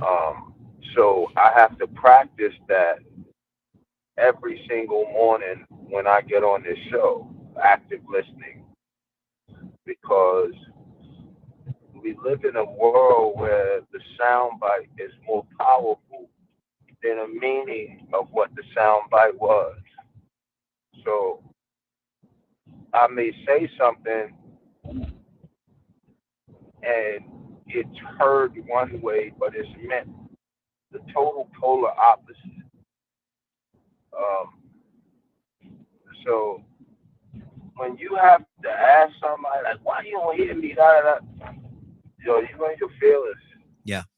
Mm-hmm. You in your feelings, and it might not be meant. Like, I'm a realist right here. It might not be meant for them to hear you. Mm. They might not understand you, because guess what? they are incapable of understanding your situation and circumstances at the present moment. They just don't. They don't understand. And guess what? They got too much pride to admit to you that, like, yo, you talking over my head right now. Yeah. Wow. Me, on the other hand, I have literally been in major meetings and they having conversations and these people got doctoral, they talking and then they lean right across the table and say, well, Curtis, what do you think? What I think is y'all talking over my head right now. Because if I understand what I just heard, somebody correct me. But what I just heard is A, B, C, and D. Yeah. We're going to break that thing down. So I find humor in it, bro. I really do. But I find humor in everything. The things that I find humor in, people like crazy. But, yes, sir. You know, it's like you said, man, once you get to that point right there, like, you know, you might do yourself a service by just being quiet. Yeah. Check out of that conversation for a minute. Check out of it. Yes. Yeah. Check out. Check out. That's, you know what, Ryan? Before you go to somebody else, I'm glad you brought that up. So, right, in crisis management, right? There's a point that's called the checkout, right? So, like, let's say you're having that very same conversation with the youth participant or with the participant, right? And me and you work in the unit together. Let's say me and you work in the whole area together, the program together, right? As an employee and as your constituent, when I see you get to that point, you know, I'm supposed to come over, like, tap you on the low, like, hey, Rod, hey, man, look, let me take it over from here. Yeah. It's called checking out or tapping out. I'm supposed to be there to aid you and help you tap out because the situation you got going on, you're not going to be heard and you're not going to be able to hear. Good deal. Stay right there, Curtis. Let me keep this thing going. Leonard, what you say to this, man? You at that point in the conversation, Leonard, where you look at this person, man, you sincerely look at this person in the eyes, man, and you say, why aren't you hearing me? Are you even listening? Where are you at that point, Leonard?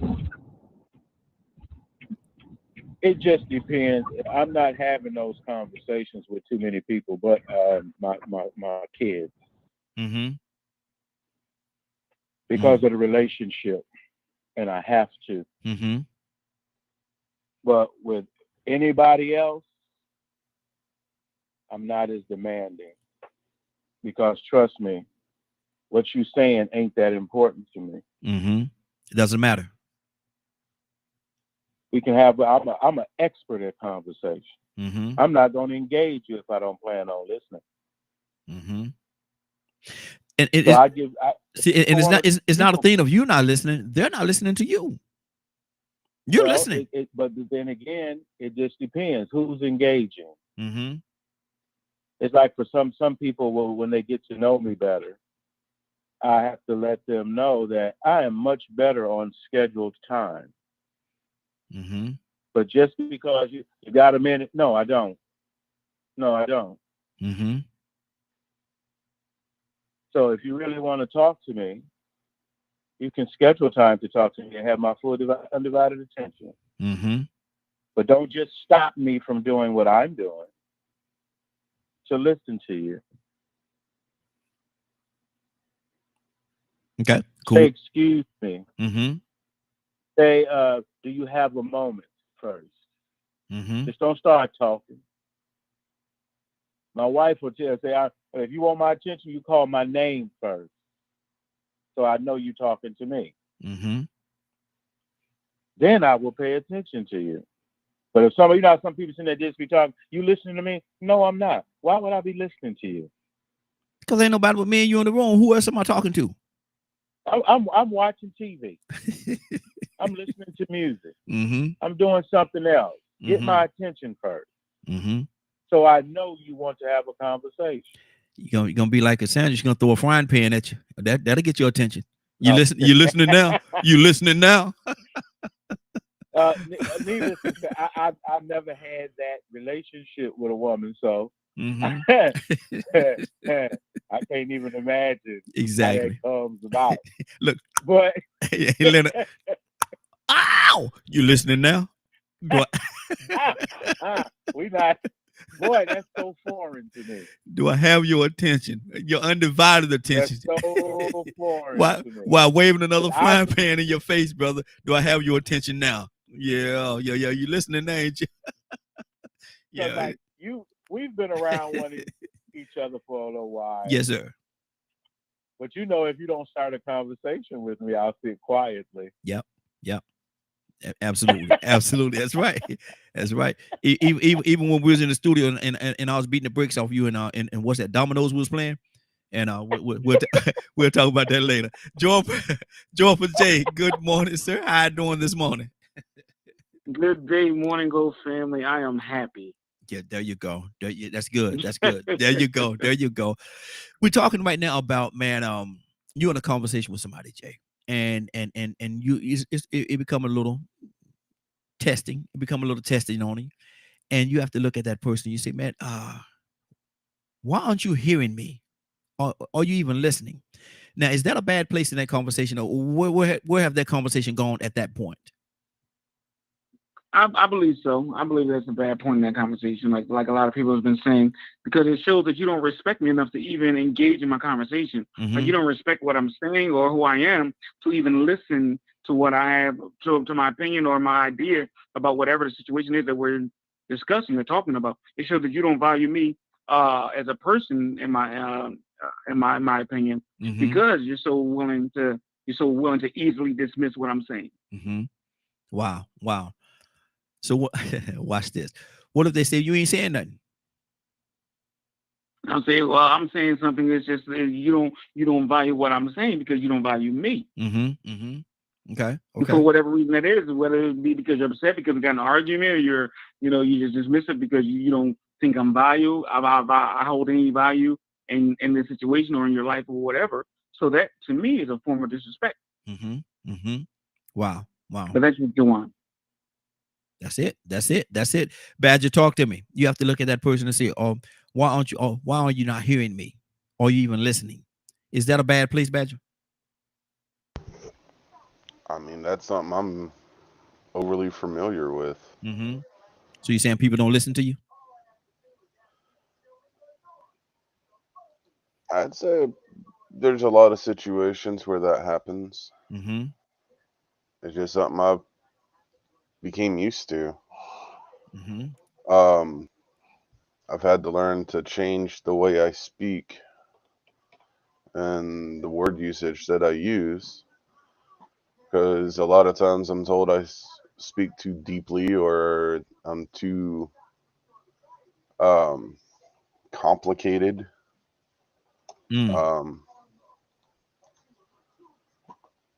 And all kinds of things. Or they'll ask me, what is, or they'll ask me this, or they want to understand my struggle. Mm-hmm. But I've come to learn that people ask all these kinds of things, but that doesn't mean that they're actually paying attention or that they're going to be able to understand. So for me, that's my norm. Wow.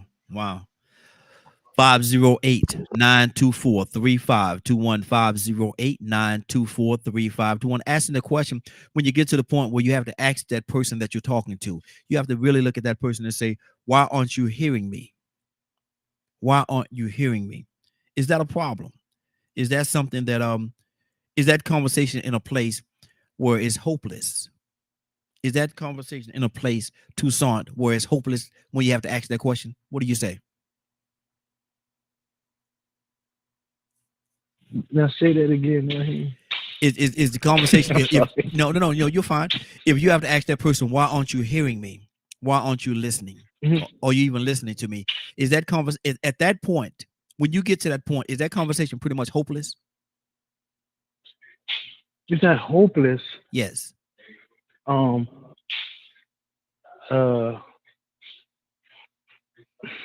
over.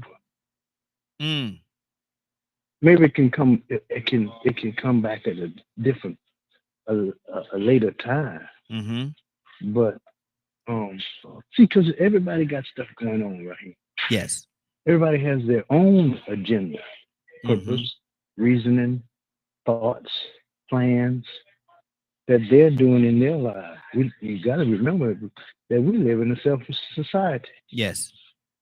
And everybody's like, it's me, my, and I, not you. I didn't wake up in the morning having no me, no harm. You on my agenda. Even though we here every morning. That ain't got nothing to do with me. Yeah. What everybody else got going on.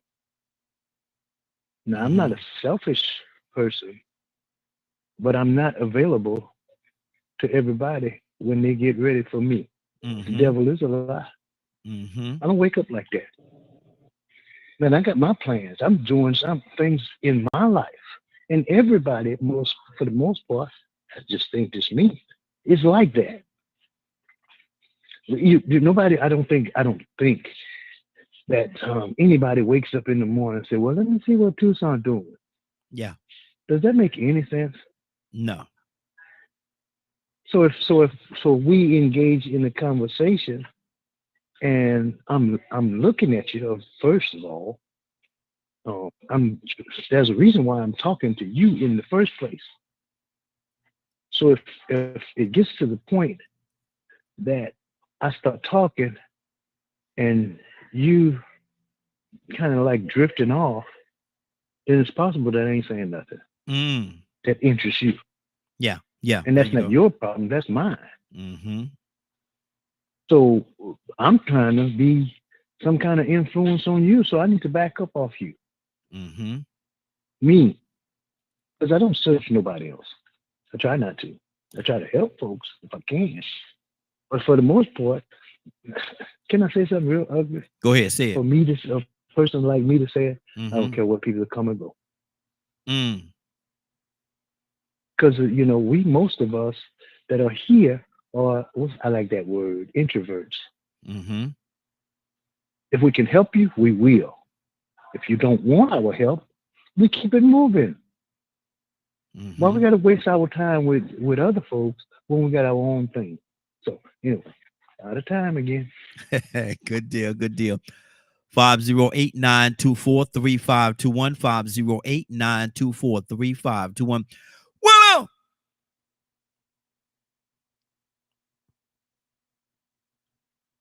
Willow, you there? Okay, let's go to Cassandra. Willow may have stepped away for a second. Cassandra, talk to me. What's on your heart? I care. Oh Lord. Oh Lord, you gonna start crying in a minute. Oh Lord. What? I do care. I do care what's going on with y'all. Ultimate sacrifice. Lord, come on, Jesus. Nah. That's been my my shortcoming. I think most of my life that I care too much. Does that sound horrible? No. Yeah. Because some people would say, "Yeah, right," but that's been my shortcoming. I care too much, and sometimes I have to allow God to talk to me and say, you know what, you got to leave them alone and let me. I got it. He'll do something like, I got it from here. You can't do nothing else. I got it. And sometimes that's hard for us. I know for me that's hard to step away from people when, man, I don't want it to sound crazy. Say it.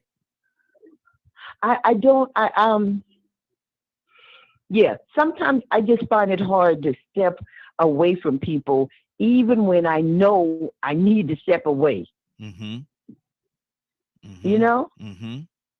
Yeah, that's my shortcoming. Okay. One of my major ones. I have several, but that's one of my major ones. And see, oh, okay. I thought Tucson was about to say something. I have multiple. I did say something. You didn't hear me. I'm not. Nope. I would not. I would not. Let me see who we got. Curtis, talk to me, brother. What's on your heart? What am I talking about? Our conversation. Yeah, I know one thing. Mm-hmm. I know one thing. Y'all gonna leave Sean alone. No, we ain't. Y'all coming back away from No. Thank you. Mm-hmm. That's my backup. Thank you, little brother. Ain't. Yeah, let her stay on her spot. Don't be trying to ain't gonna talk her into being anything other than Cassandra. Nope. Y'all leave us alone now. We ain't gonna do it. Look, we ain't gonna do it. I'm sorry. That's all that lightning bolt gonna strike all y'all. Keep on. You gonna mess with it. You might want to get up and leave from in front of the window.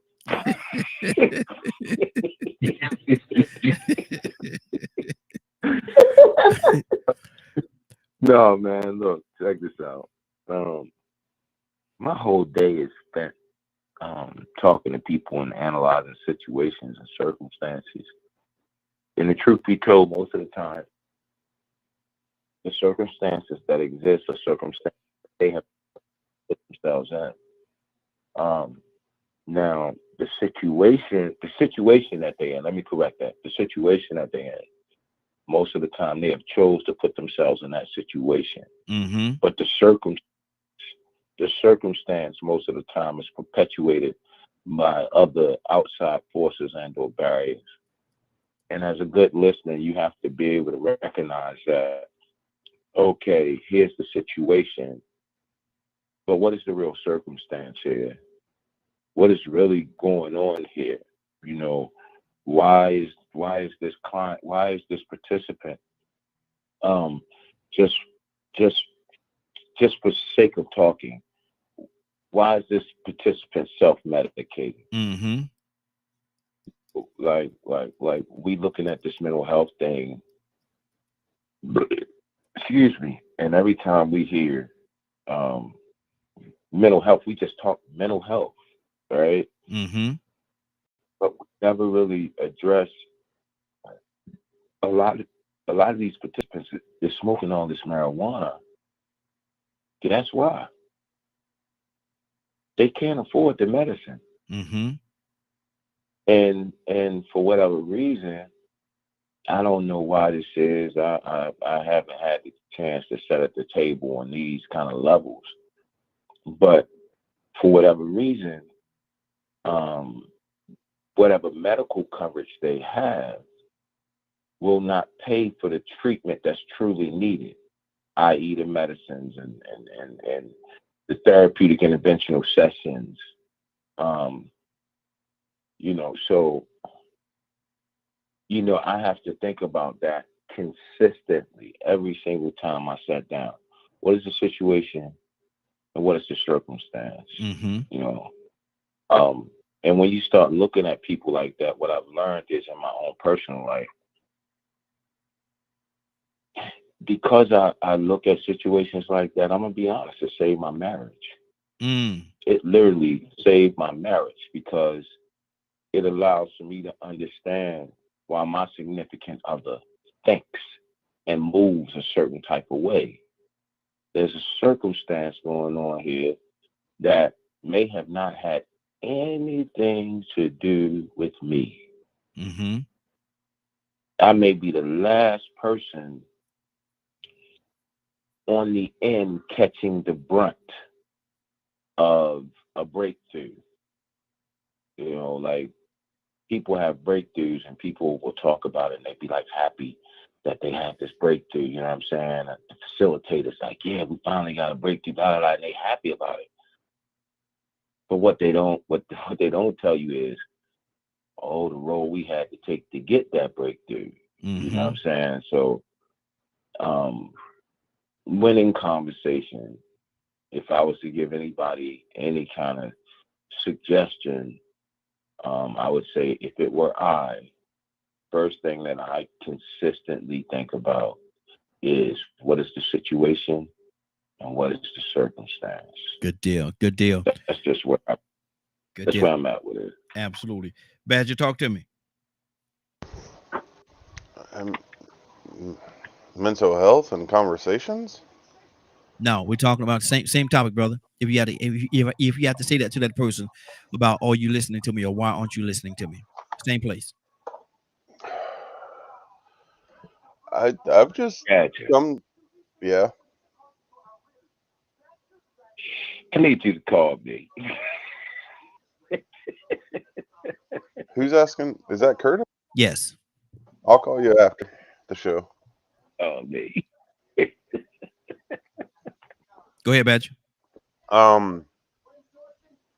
It's, to me, it's just it's kind of the same thing of what I was saying earlier. Mm-hmm.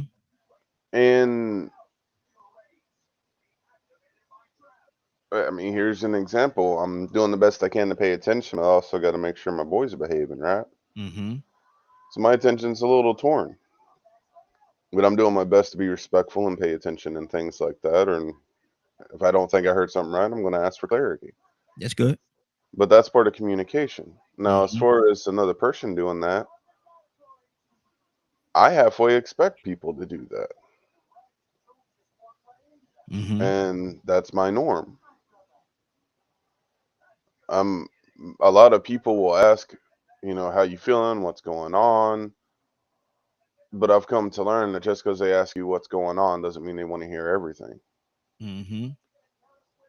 They don't want to hear a struggle or things of that nature.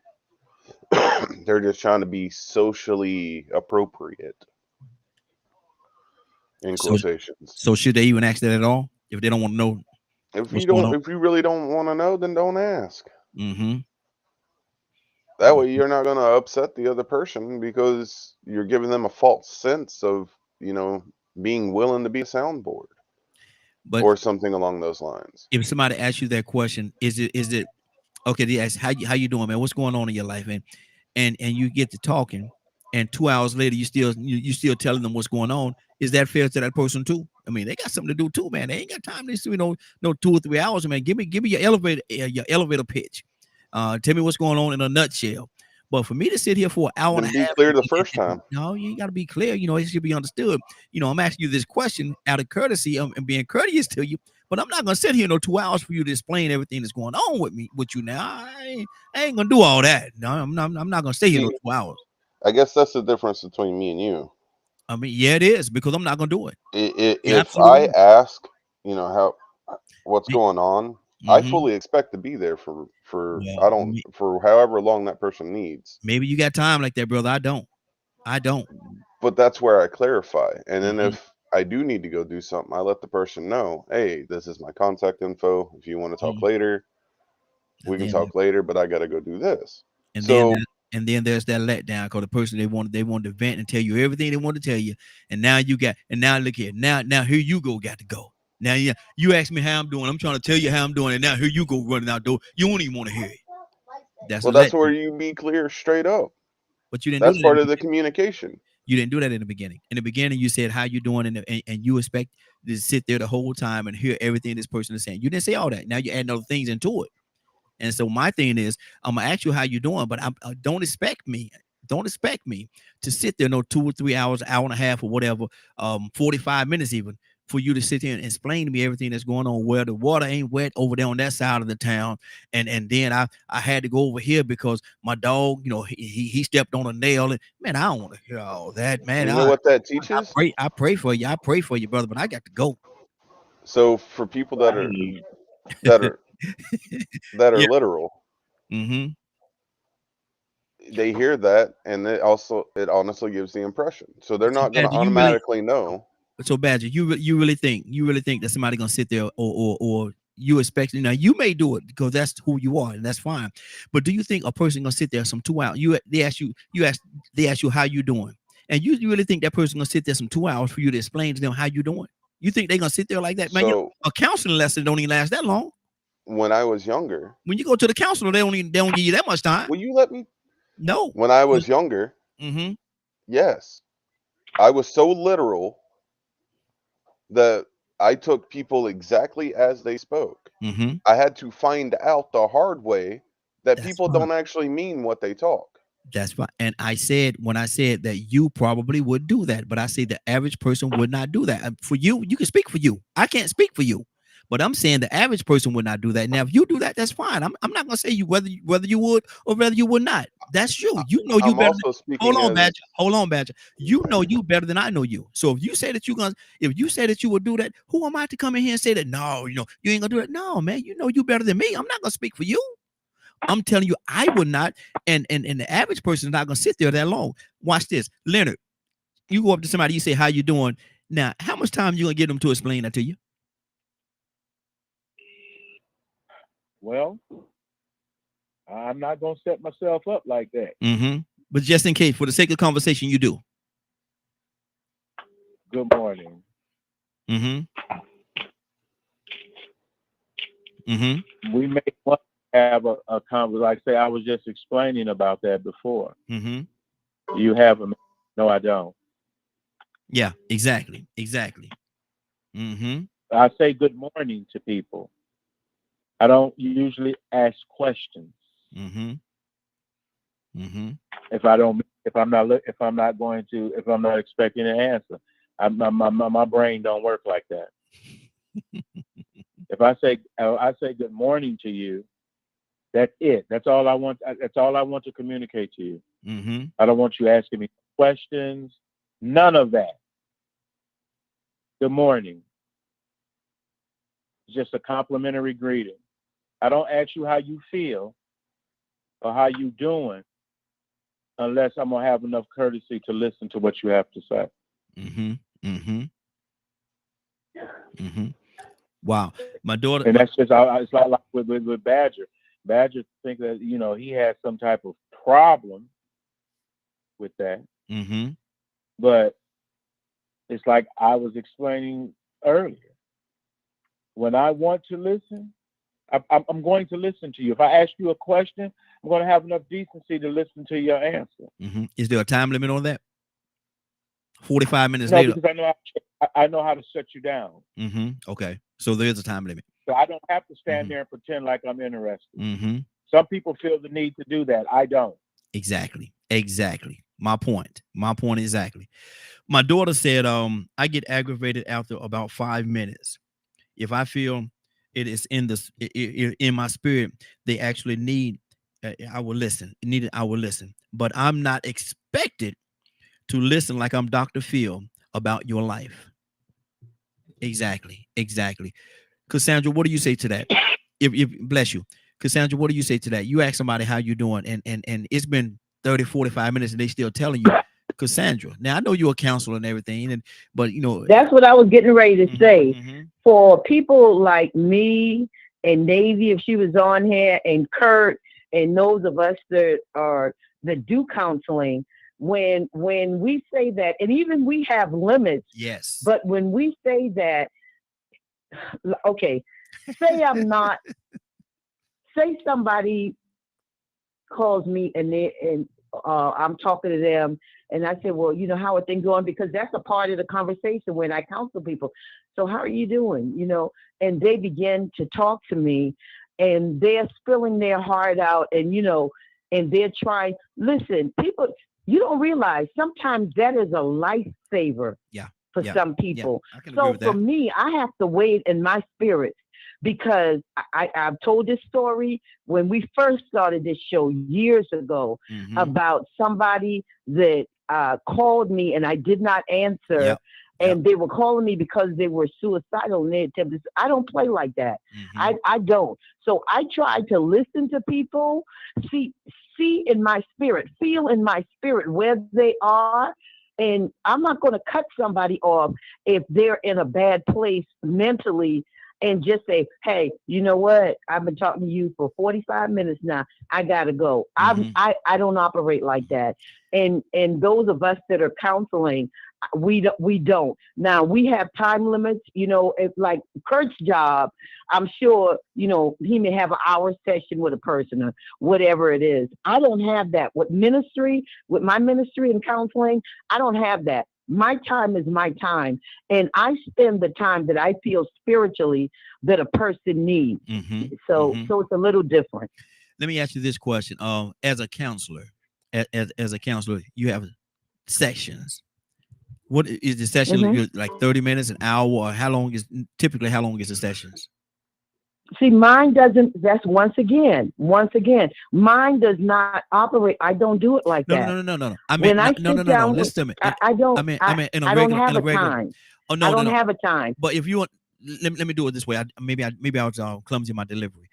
If you're in an office and people are coming to you for counseling sessions, you got other people that's waiting next after them. Typically, how long is that counseling? That's something different. Yeah, that's what I'm asking. That's not how I operate. Okay. If I have somebody that I'm meeting with, like when I had my office downtown, if I had somebody waiting, that's something different. Yeah. I said, listen, baby, can we pick up on this later, or let me call you once I get through with this next meeting or whatever, because I have someone waiting. So, but I'm not going to like cut them off short, because you never know what can happen. So I just have to be a little bit more careful in how I deal with people in ministry compared to, somebody just talking to somebody casually. It's different. Okay, it is different. But see, my point was, and you answered my question, you answered my question, because if there's somebody waiting, if you have blocks and you have people, there's a time limit. Okay, maybe if it's 30 minutes, 45 minutes, an hour, whatever, they have that time because you got somebody else waiting that have other issues as well. And you can't just say that, we're gonna stand your time another 30 minutes, because you got 3 or 4 other people that's waiting and their time start right now. And so there have to be a time limit. You have to be, it have to be structured, or there's gonna be a thing of disorder in your counseling, in your office. And so you can't have that. I understand what you're saying. You want to be compassionate to the people, and you want to speak to them, and you want to save them if you can. I understand that part. But my thing is, even in that environment, there's a structure, there's a time limit. My daughter said, yes, that's why I feel they need, that's why I feel if they need it, I'm there. But I can't take on everyone's pain because it will affect me. It would affect me. And so, she's not talking like from a counselor, certainly not from a counselor, because y'all deal with everything every day.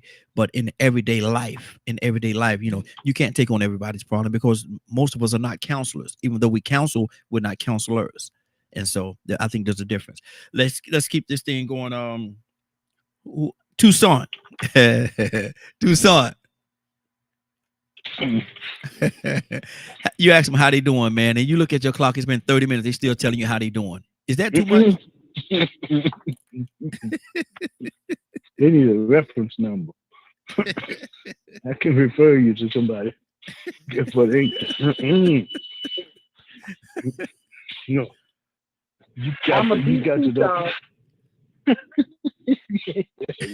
Oh, what your number is, Cassandra? Because I'm gonna refer them to you. Absolutely not. No, people that know me. I ain't gonna have no long conversation with you. Yeah, I ain't gonna do it. Yeah, I got this. I have this usher at one of the churches I was, and he automatically, intentionally has long conversation every time. To start off with his life. And I had to let him know, hold up, brother, let me tell you something. I don't have those long conversations. I just walk away from you. Yeah. Don't make me walk away from you. Look, how you doing? So basically you're saying they're gonna be there talking and you're just gonna walk off. Yeah. Now that's wrong. Now that's wrong right there. Tucson, that'll teach him, though, won't it? Yeah, he know me now. It took him a while. Do not ask Leonard. Do not let do not ask Leonard. Whatever. To mess around and get shot or stabbed or hit over the head. Don't you? Well, that's okay. They're gonna get me from the back. I bet you that much. It ain't gonna be stabbing in the chest. I bet you that. I bet you they ain't gonna stab me in the chest. Hold on, one at a time. Can hear both of you. You're cutting each other out. Go ahead, Tucson. No, No, but what I'm saying is, I had to let him know, but on the way, walking away, brother, I'll talk to you later. Mm-hmm. So I don't totally be disrespectful, but I had to say, brother, you talk too much.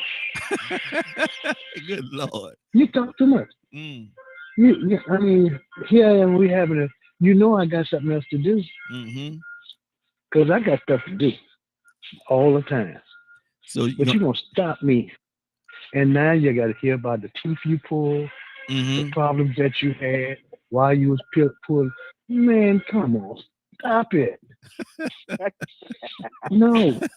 Lord, Then you got your mouth open, pointing at gum. That's too much information. So he pointed this out. Won't you look inside of his mouth?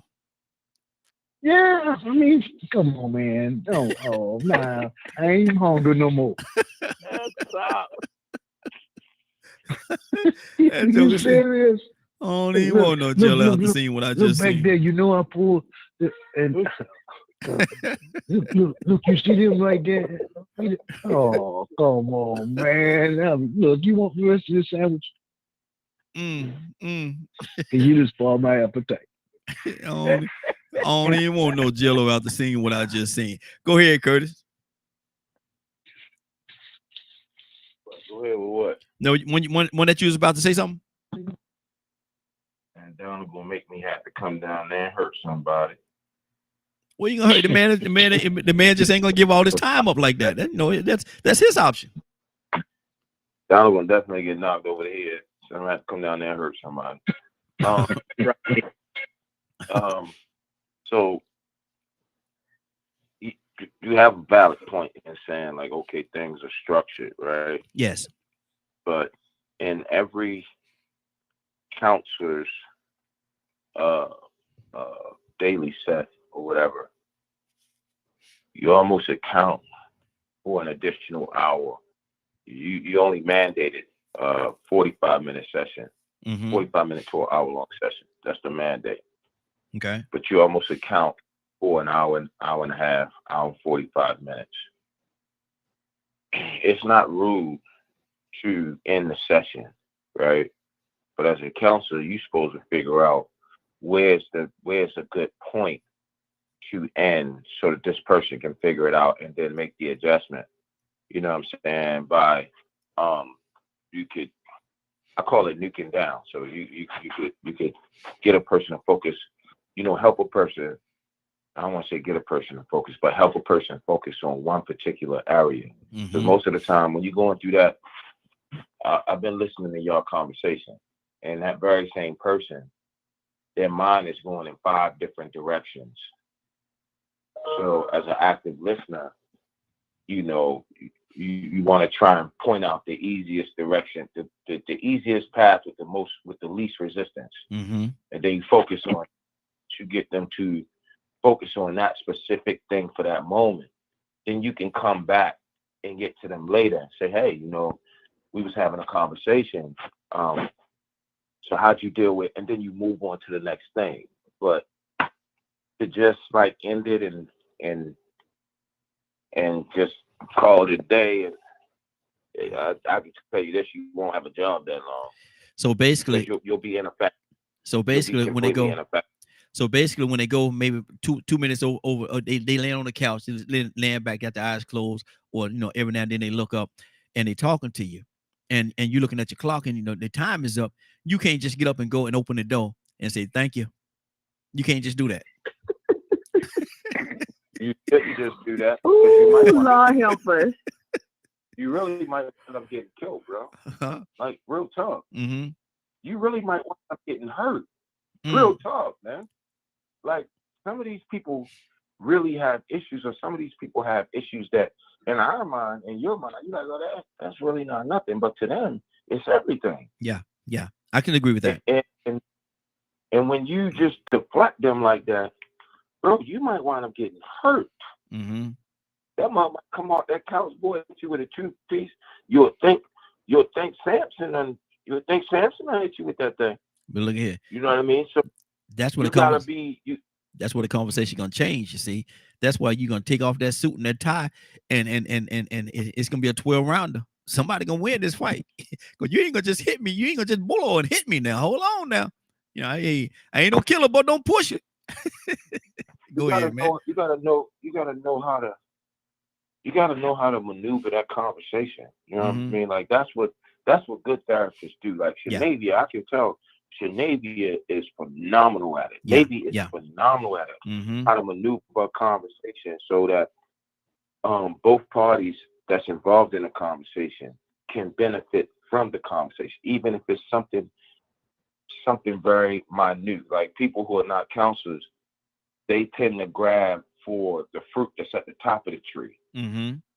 That's People good. who are counselors, we tend to try and grab at these little incremental changes that could spark a greater change.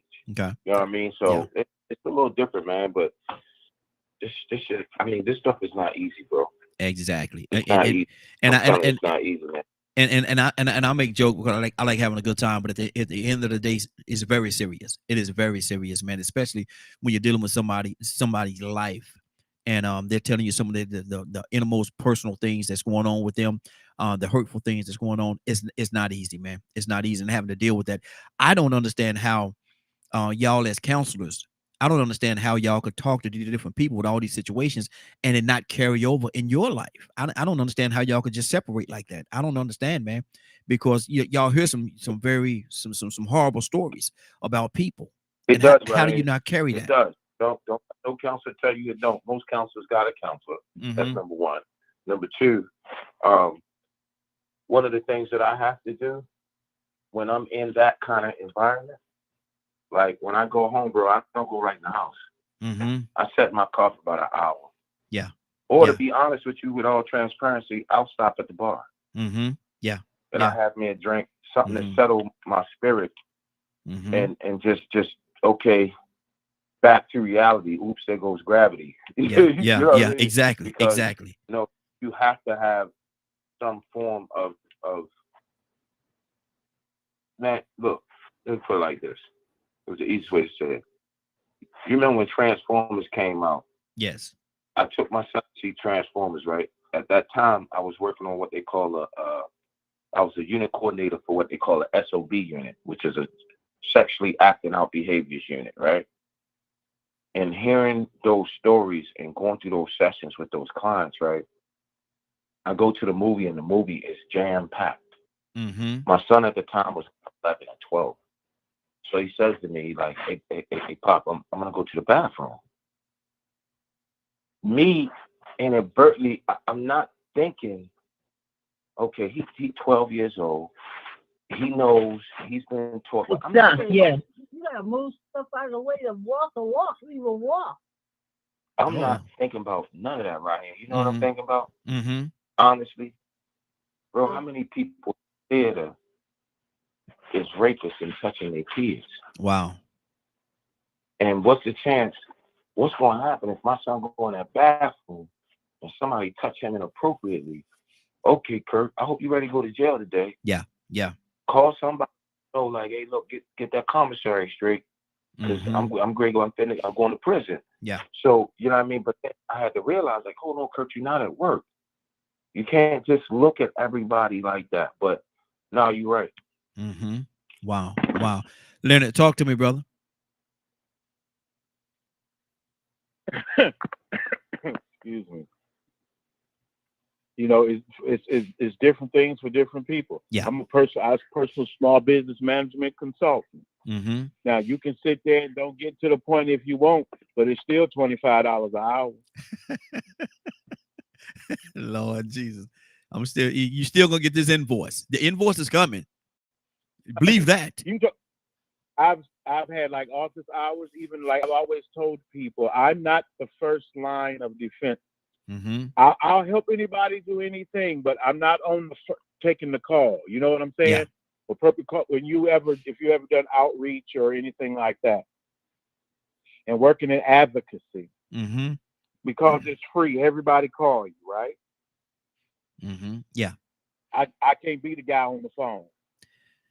So now I heard you say one time. Love to listen. I heard you one time saying he was, don't call you if you thinking about committing suicide, or you gonna tell him to go ahead. Oh no, because I know how to get you off the phone real quick. Lord Jesus. Because I'm not that. I'm going somewhere. Mm-hmm. I'm on my way somewhere. Mm-hmm. What I do not have time for is your distraction. And I say that because, one, you have to teach people how to respect other people. Mm-hmm. Just these little manners could help people in their life so much more than any problem that they have that's causing them problems. Just think about if a person was just a little bit more respectful of another person's feelings. Just a little bit. Mm-hmm. Not a whole lot, but just Yeah. a little bit. Mm-hmm. I remember other managers used to say, they used to complain a lot. And, well, by the time we come in, everybody's running to us for questions and blah, blah, blah. But you don't seem to have to go through that because all of my people know. Mm-hmm. I'll talk to you, and we have a system. My people don't run up to me when I first come in the door because they know all they have to do is, boom, go into Microsoft, put it on the calendar, and I'm going to be there. Mm-hmm. But you're not going to stop me on my way to my office with what's going on in your brain. Let it stay there until we have time to talk about it appropriately. I can't let you take away from another person's time by going over schedule. Mm-hmm. Like, for instance. Yeah, that was my point. I don't care what I'm talking about to you on this phone. 3 minutes is 3 minutes. Mm-hmm. Yeah. I have to learn to deliver in 3 minutes. Yeah, exactly. Mm-hmm. Not Exactly. expect everybody to slow down and wait and listen to me. Mm-hmm. Mm-hmm. The best way to get things done is to get them done orderly. And if you allow people to come in, you ever put up a schedule, you got a schedule, and you let everybody else come in, and now you ain't did what you were supposed to do on your schedule. Exactly. Done disrupted everything. Has disrupted everything. Well, listen, we're about to get. Before I do that, I gotta do my shout out this morning, man. My mama, she's been watching for quite a while now, and I saw, I didn't get a chance to do my shout out. So, mama, good morning, love you, and thank you for watching. Love you dearly. My daughter's watching. Nene, thank you for watching. I definitely appreciate you as well. Love both of y'all. And we're about to get out of here, man. Anybody have anything to say before we get out of here? Tucson, what's on your heart? I was thinking about when I was. I was thinking about some of the management training class. They was talking about conversations when people call you on the phone. Mm-hmm. Get to the point, because we got a job to do. Yeah. We can't spend most of our time on the phone talking about issues. We got to work those issues out. Mm-hmm. So when you call or when you get a call, talk about what you need to talk about and get off the phone. Yeah. Get to the point. If you get an opportunity to say something, go to the point, say what you want to say, and keep it moving. Mm-hmm. Mm-hmm. Even in life, I try to, for the most part, say what I want to say and shut my mouth. Yeah. Mm-hmm. Exactly. And on that note, we're about to get out of here for today. It's been a great broadcast. I want to thank everybody for joining us. Leonard, now there's somebody that joined this conversation late, man. And they sitting there, man, I wish I could have seen the whole thing, man. I know they talk about some good stuff. I wish I could have seen the whole thing. Leonard, is there a possibility that they can see the whole broadcast? If they did not get a chance to hear the show in its entirety, they can log on to www.dkmmediagroup.com at 3:00 Eastern today. Good deal. And let me go to Toussaint. Toussaint, pray us out, sir.